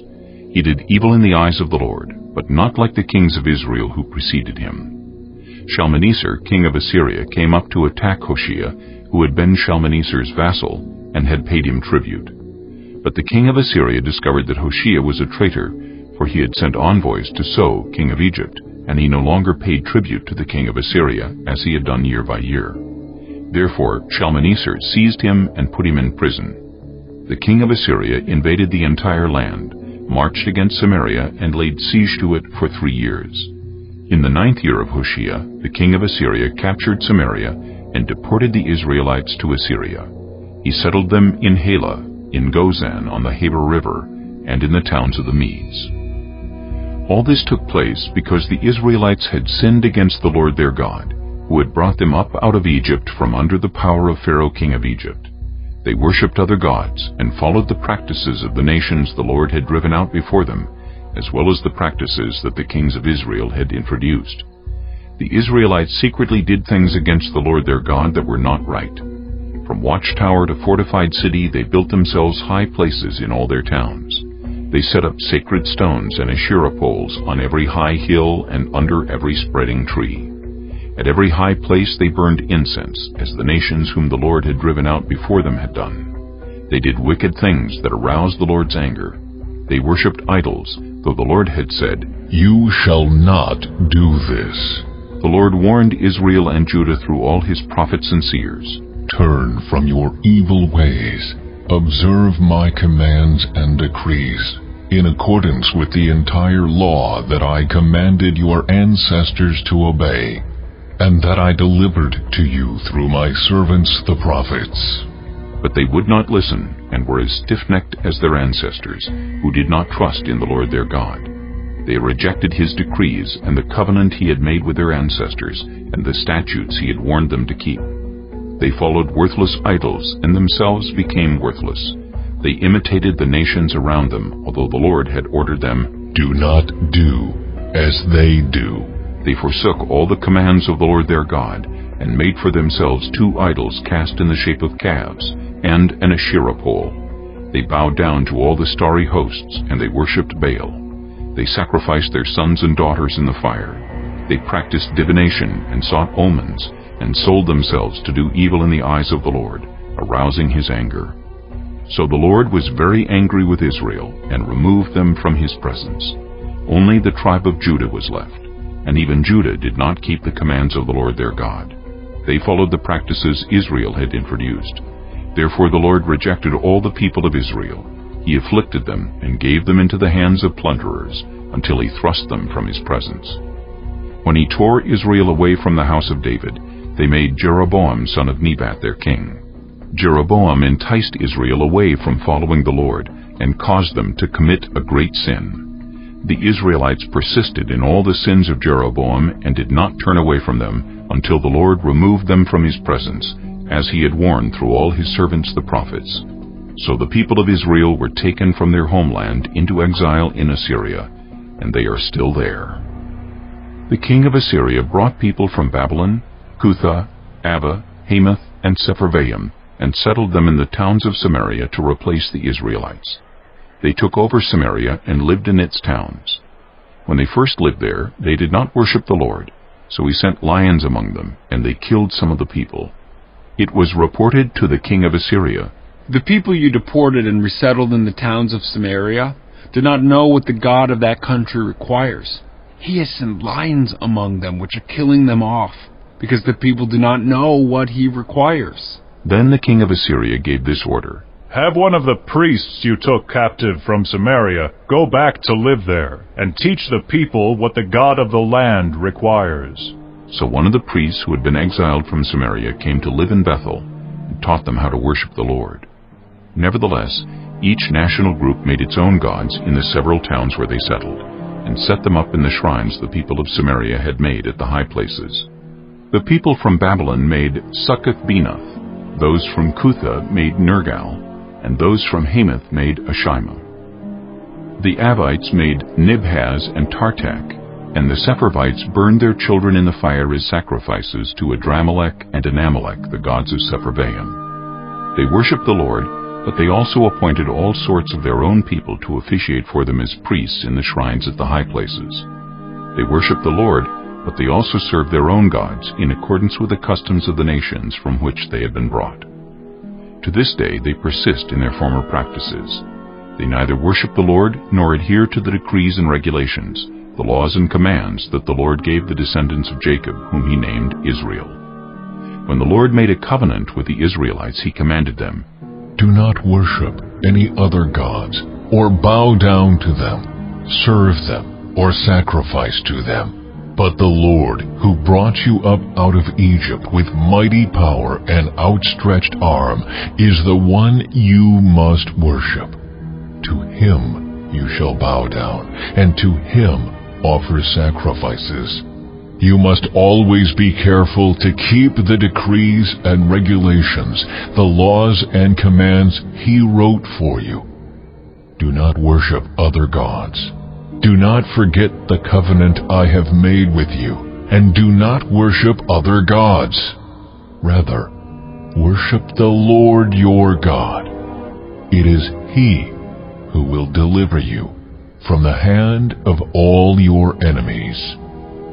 They would not listen, however, but persisted in their former practices. Even while these people were worshiping the Lord, they were serving their idols. To this day their children and grandchildren continue to do as their ancestors did. Chapter 18. In the 3rd year of Hoshea, son of Elah, king of Israel, Hezekiah, son of Ahaz, king of Judah, began to reign. He was 25 years old when he became king, and he reigned in Jerusalem 29 years. His mother's name was Abijah, daughter of Zechariah. he did what was right in the eyes of the Lord, just as his father David had done. He removed the high places, smashed the sacred stones, and cut down the Asherah poles. He broke into pieces the bronze snake Moses had made, for up to that time the Israelites had been burning incense to it. It was called Nehushtan. Hezekiah trusted in the Lord, the God of Israel. There was no one like him among all the kings of Judah, either before him or after him. He held fast to the Lord and did not stop following him. He kept the commands the Lord had given Moses. And the Lord was with him. He was successful in whatever he undertook. He rebelled against the king of Assyria and did not serve him. From watchtower to fortified city, he defeated the Philistines as far as Gaza and its territory.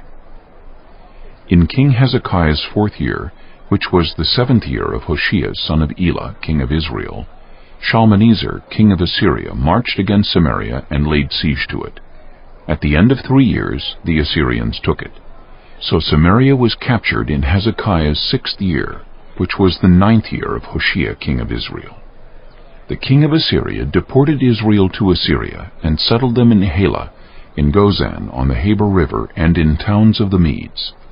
This happened because they had not obeyed the Lord their God, but had violated his covenant, all that Moses, the servant of the Lord, commanded. They neither listened to the commands nor carried them out. In the 14th year of King Hezekiah's reign, Sennacherib, king of Assyria, attacked all the fortified cities of Judah and captured them. So Hezekiah, king of Judah, sent this message to the king of Assyria at Lachish: I have done wrong. Withdraw from me, and I will pay whatever you demand of me. The king of Assyria exacted from Hezekiah, king of Judah, 300 talents of silver and 30 talents of gold. So Hezekiah gave him all the silver that was found in the temple of the Lord and in the treasuries of the royal palace. At this time, Hezekiah, king of Judah, stripped off the gold with which he had covered the doors and doorposts of the temple of the Lord, and gave it to the king of Assyria. The king of Assyria sent his supreme commander, his chief officer, and his field commander with a large army from Lachish to King Hezekiah at Jerusalem. They came up to Jerusalem and stopped at the aqueduct of the upper pool, on the road to the washerman's field. They called for the king, and Eliakim, son of Hilkiah, the palace administrator, Shebna the secretary, and Joah, son of Asaph the recorder, went out to them. The field commander said to them, Tell Hezekiah, this is what the great king, the king of Assyria, says. On what are you basing this confidence of yours? You say you have the counsel and the might for war, but you speak only empty words. On whom are you depending that you rebel against me? Look, I know you are depending on Egypt, that splintered reed of a staff which pierces the hand of anyone who leans on it. Such is Pharaoh, king of Egypt, to all who depend on him. But if you say to me, we are depending on the Lord our God, isn't he the one whose high places and altars Hezekiah removed? Saying to Judah and Jerusalem, you must worship before this altar in Jerusalem? Come now, make a bargain with my master, the king of Assyria. I will give you 2,000 horses if you can put riders on them. How can you repulse one officer of the least of my master's officials, even though you are depending on Egypt for chariots and horsemen? Furthermore, have I come to attack and destroy this place without word from the Lord? The Lord himself told me to march against this country and destroy it. Then Eliakim, son of Hilkiah, and Shebna and Joah said to the field commander, Please speak to your servants in Aramaic, since we understand it. Don't speak to us in Hebrew in the hearing of the people on the wall. But the commander replied, Was it only to your master and you that my master sent me to say these things, and not to the people sitting on the wall, who, like you, will have to eat their own excrement and drink their own urine? Then the commander stood and called out in Hebrew, Hear the word of the great king, the king of Assyria. This is what the king says. Do not let Hezekiah deceive you. He cannot deliver you from my hand.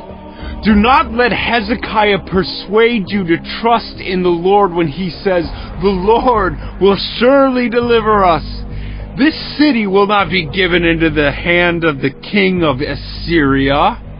Do not listen to Hezekiah. This is what the king of Assyria says: "Make peace with me and come out to me. Then each of you will eat fruit from your own vine and fig tree and drink water from your own cistern until I come and take you to a land like your own. A land of grain and new wine, a land of bread and vineyards, a land of olive trees and honey. Choose life and not death. Do not listen to Hezekiah, for he is misleading you when he says, 'The Lord will deliver us.' Has the God of any nation ever delivered his land from the hand of the king of Assyria? Where are the gods of Hamath and Arpad? Where are the gods of Sepharvaim, Hena, and Iva? Have they rescued Samaria from my hand? Who of all the gods of these countries has been able to save his land from me? How then can the Lord deliver Jerusalem from my hand?" But the people remained silent and said nothing in reply, because the king had commanded, "Do not answer him." Then Eliakim, son of Hilkiah, the palace administrator, Shebna the secretary, and Joah, son of Asaph, the recorder, went to Hezekiah with their clothes torn, and told him what the field commander had said. Chapter 19. When King Hezekiah heard this, he tore his clothes and put on sackcloth, and went into the temple of the Lord.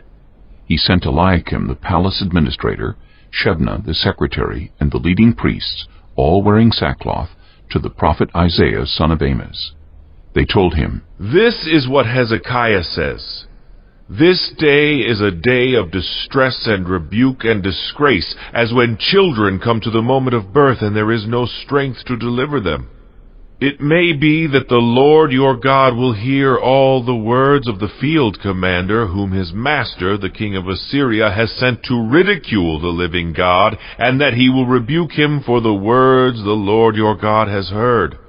Therefore pray for the remnant that still survives." When King Hezekiah's officials came to Isaiah, Isaiah said to them, "Tell your master, this is what the Lord says. Do not be afraid of what you have heard. Those words with which the underlings of the king of Assyria have blasphemed me. Listen, when he hears a certain report, I will make him want to return to his own country, and there I will have him cut down with the sword." When the field commander heard that the king of Assyria had left Lachish, he withdrew and found the king fighting against Libnah. Now Sennacherib received a report that Tirhakah, the king of Cush, was marching out to fight against him. So he again sent messengers to Hezekiah with this word, "Say to Hezekiah, king of Judah, do not let the God you depend on deceive you when he says, 'Jerusalem will not be given into the hands of the king of Assyria.' Surely you have heard what the kings of Assyria have done to all the countries, destroying them completely. And will you be delivered? Did the gods of the nations that were destroyed by my predecessors deliver them? The gods of Gozan, Haran, Rezeph, and the people of Eden who were in Telassar? Where is the king of Hamath, or the king of Arpad? Where are the kings of Lair, Sepharvaim, Hena, and Iva?" Hezekiah received the letter from the messengers and read it. Then he went up to the temple of the Lord and spread it out before the Lord. And Hezekiah prayed to the Lord, "Lord, the God of Israel, enthroned between the cherubim, you alone are God over all the kingdoms of the earth. You have made heaven and earth. Give ear, Lord, and hear. Open your eyes, Lord, and see. Listen to the words Sennacherib has sent to ridicule the living God.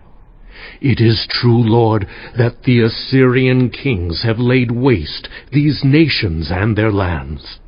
They have thrown their gods into the fire and destroyed them, for they were not gods but only wood and stone, fashioned by human hands. Now, Lord our God, deliver us from his hand, so that all the kingdoms of the earth may know that you alone, Lord, are God."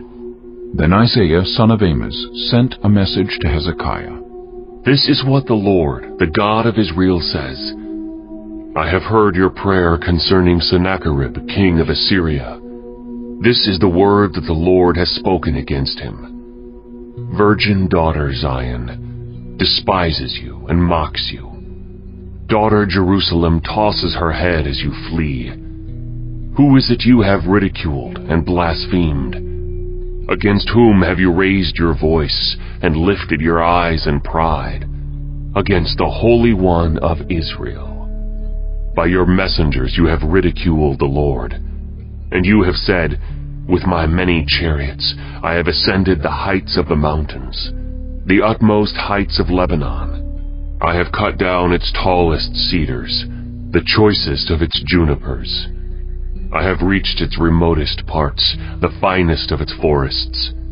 I have dug wells in foreign lands and drunk the water there. With the soles of my feet I have dried up all the streams of Egypt. Have you not heard?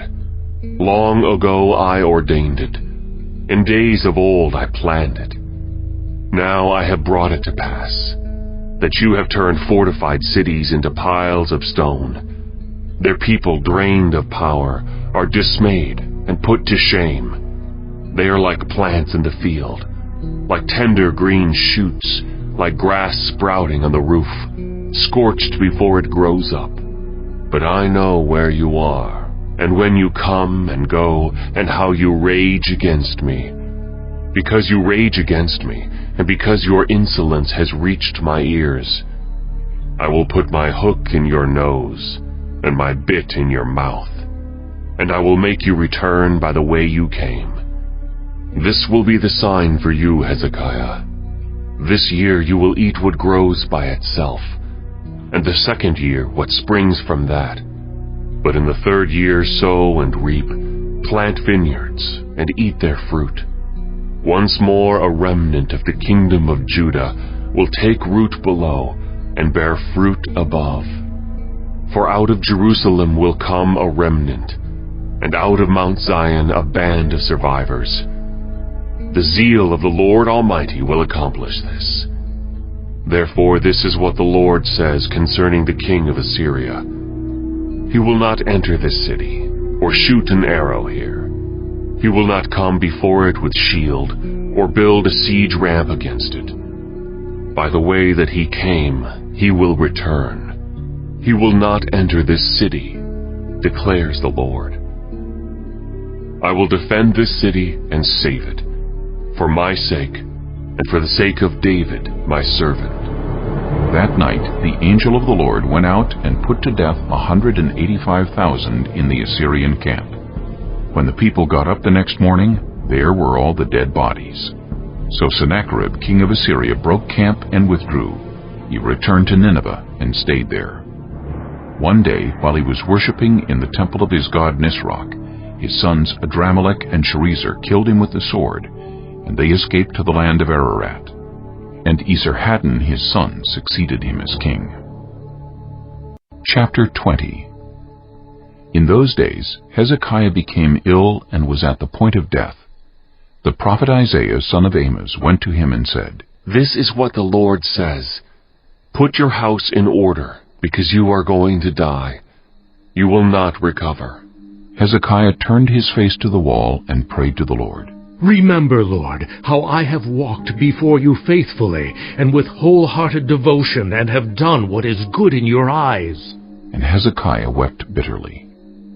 Before Isaiah had left the middle court, the word of the Lord came to him. Go back and tell Hezekiah, the ruler of my people, this is what the Lord, the God of your father David, says. I have heard your prayer and seen your tears. I will heal you. On the third day from now, you will go up to the temple of the Lord. I will add 15 years to your life, and I will deliver you and this city from the hand of the king of Assyria. I will defend this city for my sake, and for the sake of my servant David." Then Isaiah said, "Prepare a poultice of figs." They did so and applied it to the boil, and he recovered. Hezekiah had asked Isaiah, "What will be the sign that the Lord will heal me, and that I will go up to the temple of the Lord on the 3rd day from now?" Isaiah answered, "This is the Lord's sign to you, that the Lord will do what he has promised. Shall the shadow go forward 10 steps, or shall it go back 10 steps?" "It is a simple matter for the shadow to go forward 10 steps, said Hezekiah. "Rather, have it go back 10 steps. Then the prophet Isaiah called on the Lord, and the Lord made the shadow go back the 10 steps it had gone down on the stairway of Ahaz. At that time Marduk-Baladan, son of Baladan, king of Babylon, sent Hezekiah letters and a gift, because he had heard of Hezekiah's illness. Hezekiah received the envoys, and showed them all that was in his storehouses, the silver, the gold, the spices, and the fine olive oil, his armory, and everything found among his treasures. There was nothing in his palace or in all his kingdom that Hezekiah did not show them. Then Isaiah the prophet went to King Hezekiah and asked, "What did those men say, and where did they come from?" "From a distant land," Hezekiah replied. "They came from Babylon." The prophet asked, "What did they see in your palace?" "They saw everything in my palace," Hezekiah said. "There is nothing among my treasures that I did not show them." Then Isaiah said to Hezekiah, "Hear the word of the Lord. The time will surely come when everything in your palace, and all that your predecessors have stored up until this day, will be carried off to Babylon. Nothing will be left, says the Lord. And some of your descendants, your own flesh and blood who will be born to you, will be taken away, and they will become eunuchs in the palace of the king of Babylon." "The word of the Lord you have spoken is good," Hezekiah replied, for he thought, "Will there not be peace and security in my lifetime?" As for the other events of Hezekiah's reign, all his achievements, and how he made the pool and the tunnel by which he brought water into the city, are they not written in the book of the annals of the kings of Judah? Hezekiah rested with his ancestors, and Manasseh his son succeeded him as king. Chapter 21. Manasseh was 12 years old when he became king, and he reigned in Jerusalem 55 years. His mother's name was Hephzibah. He did evil in the eyes of the Lord, following the detestable practices of the nations the Lord had driven out before the Israelites. He rebuilt the high places his father Hezekiah had destroyed. He also erected altars to Baal, and made an Asherah pole, as Ahab king of Israel had done. He bowed down to all the starry hosts and worshipped them. He built altars in the temple of the Lord, of which the Lord had said, "In Jerusalem I will put my name." In the 2 courts of the temple of the Lord he built altars to all the starry hosts. He sacrificed his own son in the fire, practiced divination, sought omens, and consulted mediums and spiritists. He did much evil in the eyes of the Lord, arousing his anger. He took the carved Asherah pole he had made and put it in the temple of which the Lord had said to David and to his son Solomon, "In this temple and in Jerusalem, which I have chosen out of all the tribes of Israel, I will put my name forever. I will not again make the feet of the Israelites wander from the land I gave their ancestors, if only they will be careful to do everything I commanded them, and will keep the whole law that my servant Moses gave them." But the people did not listen. Manasseh led them astray, so that they did more evil than the nations the Lord had destroyed before the Israelites. The Lord said through his servants the prophets, "Manasseh, king of Judah, has committed these detestable sins. He has done more evil than the Amorites who preceded him, and has led Judah into sin with his idols. Therefore, this is what the Lord, the God of Israel, says. I am going to bring such disaster on Jerusalem and Judah that the ears of everyone who hears of it will tingle. I will stretch out over Jerusalem the measuring line used against Samaria, and the plumb line used against the house of Ahab. I will wipe out Jerusalem as one wipes a dish, wiping it and turning it upside down. I will forsake the remnant of my inheritance and give them into the hands of enemies. They will be looted and plundered by all their enemies. They have done evil in my eyes and have aroused my anger from the day their ancestors came out of Egypt until this day. Moreover, Manasseh also shed so much innocent blood that he filled Jerusalem from end to end, besides the sin that he had caused Judah to commit, so that they did evil in the eyes of the Lord. As for the other events of Manasseh's reign, and all he did, including the sin he committed, are they not written in the book of the annals of the kings of Judah? Manasseh rested with his ancestors, and was buried in his palace garden, the garden of Uzzah, and Amon his son succeeded him as king. Amon was 22 years old when he became king, and he reigned in Jerusalem 2 years. His mother's name was Meshullemeth, daughter of Herez.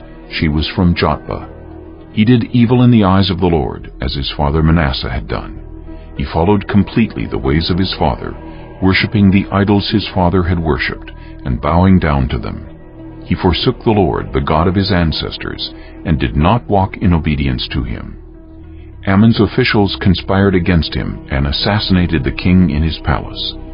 Then the people of the land killed all who had plotted against King Amon, and they made Josiah his son king in his place. As for the other events of Amon's reign and what he did, are they not written in the book of the annals of the kings of Judah? He was buried in his tomb in the garden of Uzzah, and Josiah his son succeeded him as king. Chapter 22. Josiah was 8 years old when he became king, and he reigned in Jerusalem 31 years. His mother's name was Jedidah, daughter of Adaiah. She was from Bozkath. He did what was right in the eyes of the Lord, and followed completely the ways of his father David, not turning aside to the right or to the left. In the 18th year of his reign, King Josiah sent the secretary, Shaphan, son of Azaliah, the son of Meshullam, to the temple of the Lord. He said, "Go up to Hilkiah the high priest, and have him get ready the money that has been brought into the temple of the Lord, which the doorkeepers have collected from the people. Have them entrust it to the men appointed to supervise the work on the temple, and have these men pay the workers who repair the temple of the Lord, the carpenters, the builders, and the masons. Also have them purchase timber and dressed stone to repair the temple. But they need not account for the money entrusted to them, because they are honest in their dealings." Hilkiah the high priest said to Shaphan the secretary, "I have found the book of the law in the temple of the Lord." He gave it to Shaphan, who read it. Then Shaphan the secretary went to the king and reported to him, "Your officials have paid out the money that was in the temple of the Lord, and have entrusted it to the workers and supervisors at the temple." Then Shaphan the secretary informed the king, "Hilkiah the priest has given me a book." And Shaphan read from it in the presence of the king. When the king heard the words of the book of the law, he tore his robes. He gave these orders to Hilkiah the priest, Ahikam son of Shaphan, Achbor son of Micaiah, Shaphan the secretary, and Uzziah the king's attendant. "Go, and inquire of the Lord for me, and for the people, and for all Judah, about what is written in this book that has been found. Great is the Lord's anger that burns against us, because those who have gone before us have not obeyed the words of this book. They have not acted in accordance with all that is written there concerning us." Hilkiah the priest, Ahikam, Achbor, Shaphan, and Uzziah went to speak to the prophet Huldah, who was the wife of Shallum, son of Tikvah, the son of Harhas, keeper of the wardrobe. She lived in Jerusalem in the new quarter. She said to them, "This is what the Lord, the God of Israel, says. Tell the man who sent you to me, this is what the Lord says. I am going to bring disaster on this place and its people, according to everything written in the book the king of Judah has read. because they have forsaken me, and burned incense to other gods, and aroused my anger by all the idols their hands have made. My anger will burn against this place, and will not be quenched. Tell the king of Judah, who sent you to inquire of the Lord, this is what the Lord, the God of Israel, says concerning the words you heard. Because your heart was responsive, and you humbled yourself before the Lord when you heard what I have spoken against this place and its people, that they would become a curse and be laid waste, and because you tore your robes and wept in my presence, I also have heard you, declares the Lord. Therefore I will gather you to your ancestors, and you will be buried in peace. Your eyes will not see all the disaster I am going to bring on this place. So they took her answer back to the king. Chapter 23. Then the king called together all the elders of Judah and Jerusalem. He went up to the temple of the Lord with the people of Judah, the inhabitants of Jerusalem, the priests and the prophets, all the people from the least to the greatest. He read in their hearing all the words of the book of the covenant, which had been found in the temple of the Lord. The king stood by the pillar and renewed the covenant in the presence of the Lord, to follow the Lord and keep his commands, statutes, and decrees with all his heart and all his soul, thus confirming the words of the covenant written in this book. Then all the people pledged themselves to the covenant. The king ordered Hilkiah the high priest, the priests next in rank, and the doorkeepers, to remove from the temple of the Lord all the articles made for Baal and Asherah, and all the starry hosts. He burned them outside Jerusalem in the fields of the Kidron Valley, and took the ashes to Bethel. He did away with the idolatrous priests appointed by the kings of Judah to burn incense on the high places of the towns of Judah and on those around Jerusalem, those who burned incense to Baal, to the sun and moon, to the constellations, and to all the starry hosts. He took the Asherah pole from the temple of the Lord to the Kidron Valley outside Jerusalem and burned it there.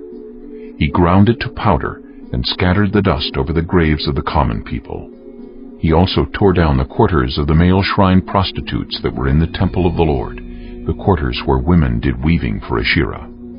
Josiah brought all the priests from the towns of Judah and desecrated the high places, from Geba to Beersheba, where the priests had burned incense.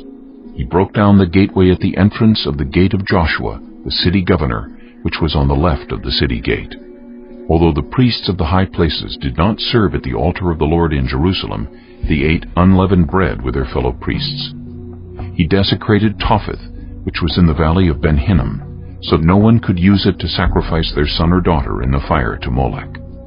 He removed from the entrance to the temple of the Lord the horses that the kings of Judah had dedicated to the sun. They were in the court near the room of an official named Nathan-Melech.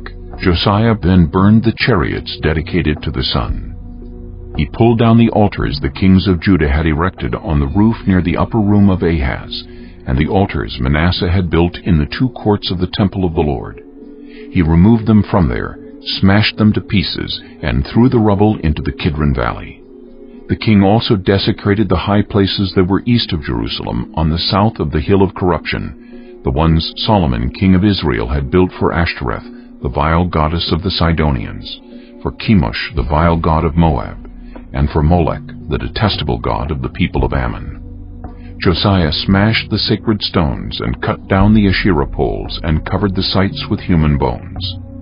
Even the altar at Bethel, the high place made by Jeroboam son of Nebat, who had caused Israel to sin, even that altar and high place he demolished. He burned the high place and ground it to powder, and burned the Asherah pole also. Then Josiah looked around, and when he saw the tombs that were there on the hillside, he had the bones removed from them and burned on the altar to defile it, in accordance with the word of the Lord proclaimed by the man of God who foretold these things. The king asked, "What is that tombstone I see?" The people of the city said, "It marks the tomb of the man of God who came from Judah and pronounced against the altar of Bethel the very things you have done to it."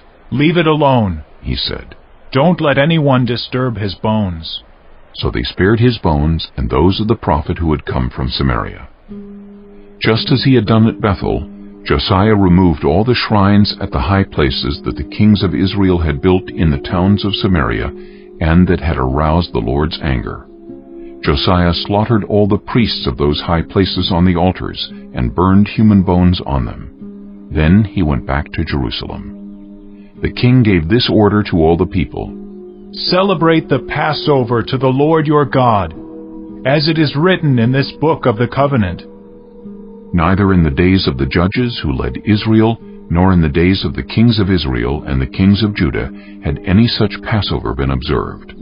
But in the 18th year of King Josiah, this Passover was celebrated to the Lord in Jerusalem. Furthermore, Josiah got rid of the mediums and spiritists, the household gods, the idols, and all the other detestable things seen in Judah and Jerusalem. This he did to fulfill the requirements of the law written in the book that Hilkiah the priest had discovered in the temple of the Lord.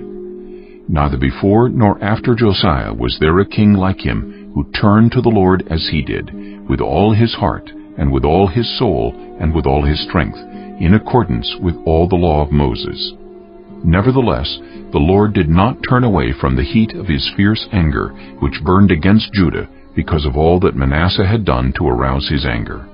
So the Lord said, I will remove Judah also from my presence as I removed Israel, and I will reject Jerusalem, the city I chose, and this temple, about which I said, My name shall be there.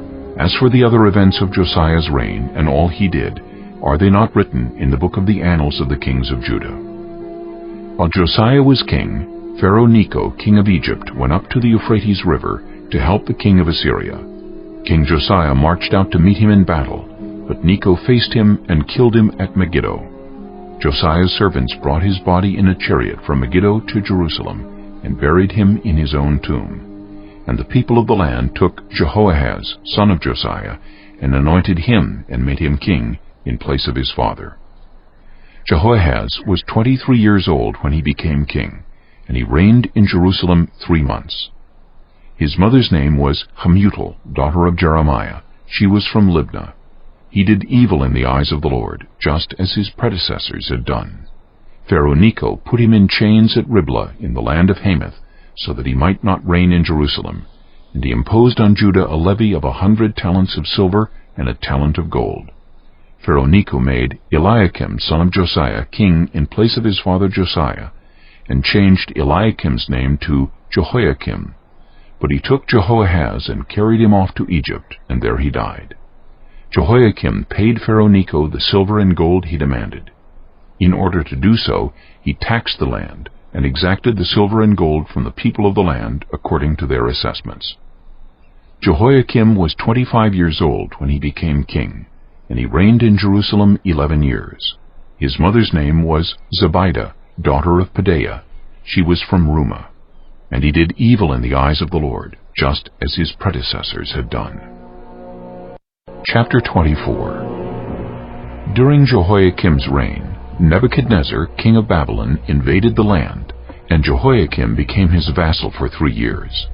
But then he turned against Nebuchadnezzar and rebelled.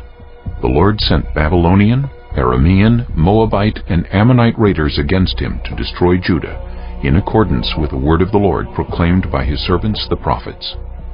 Surely these things happened to Judah according to the Lord's command, in order to remove them from his presence because of the sins of Manasseh and all he had done, including the shedding of innocent blood. For he had filled Jerusalem with innocent blood, and the Lord was not willing to forgive. As for the other events of Jehoiakim's reign and all he did, are they not written in the book of the annals of the kings of Judah? Jehoiakim rested with his ancestors, and Jehoiakim his son succeeded him as king.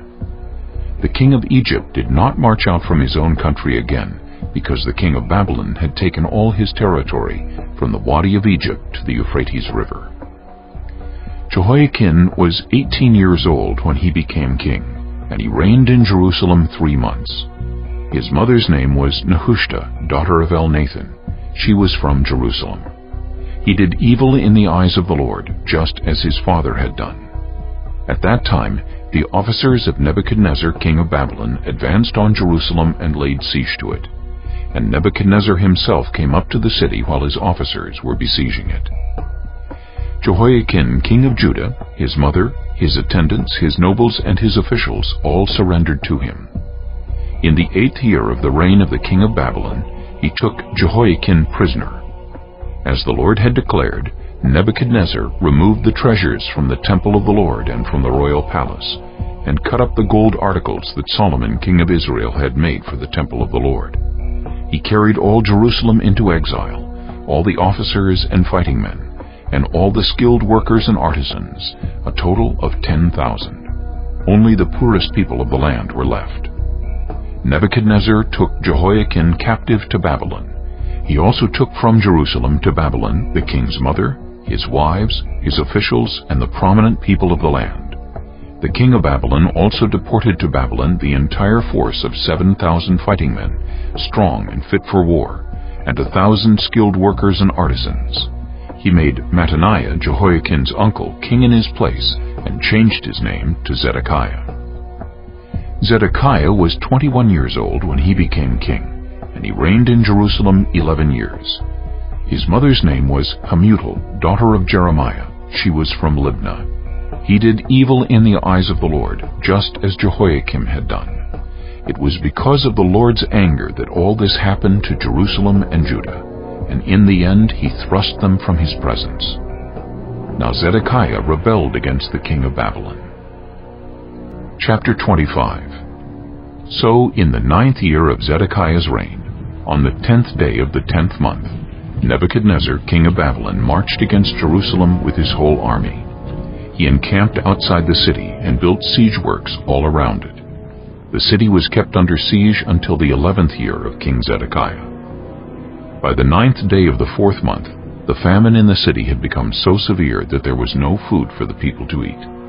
Then the city wall was broken through, and the whole army fled at night through the gate between the two walls near the king's garden, though the Babylonians were surrounding the city. They fled toward the Arabah, but the Babylonian army pursued the king and overtook him in the plains of Jericho. All his soldiers were separated from him and scattered, and he was captured. He was taken to the king of Babylon at Riblah, where sentence was pronounced on him. They killed the sons of Zedekiah before his eyes. Then they put out his eyes, bound him with bronze shackles, and took him to Babylon.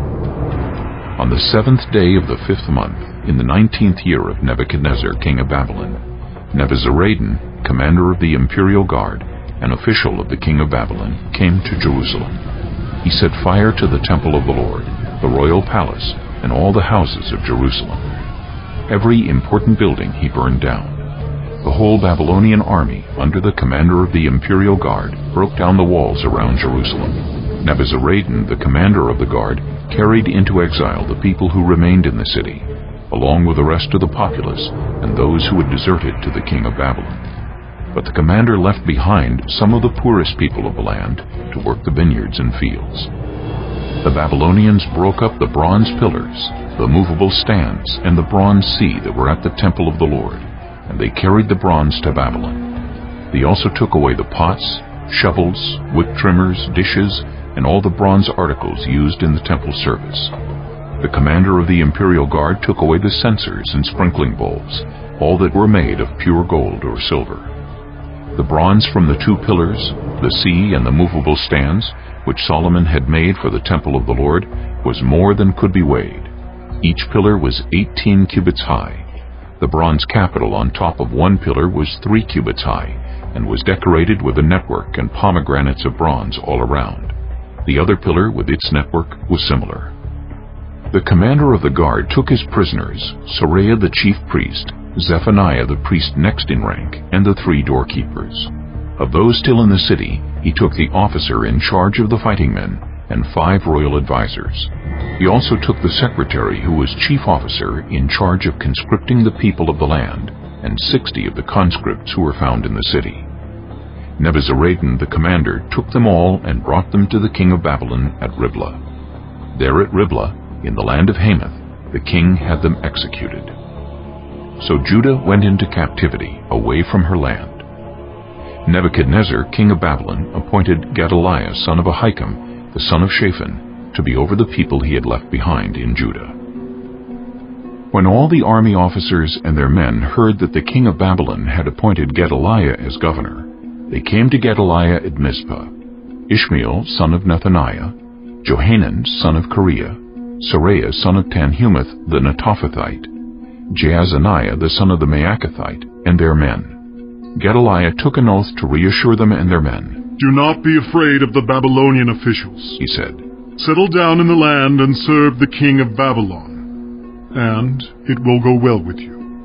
In the 7th month, however, Ishmael son of Nethaniah the son of Elishama, who was of royal blood, came with 10 men and assassinated Gedaliah, and also the men of Judah and the Babylonians who were with him at Mizpah.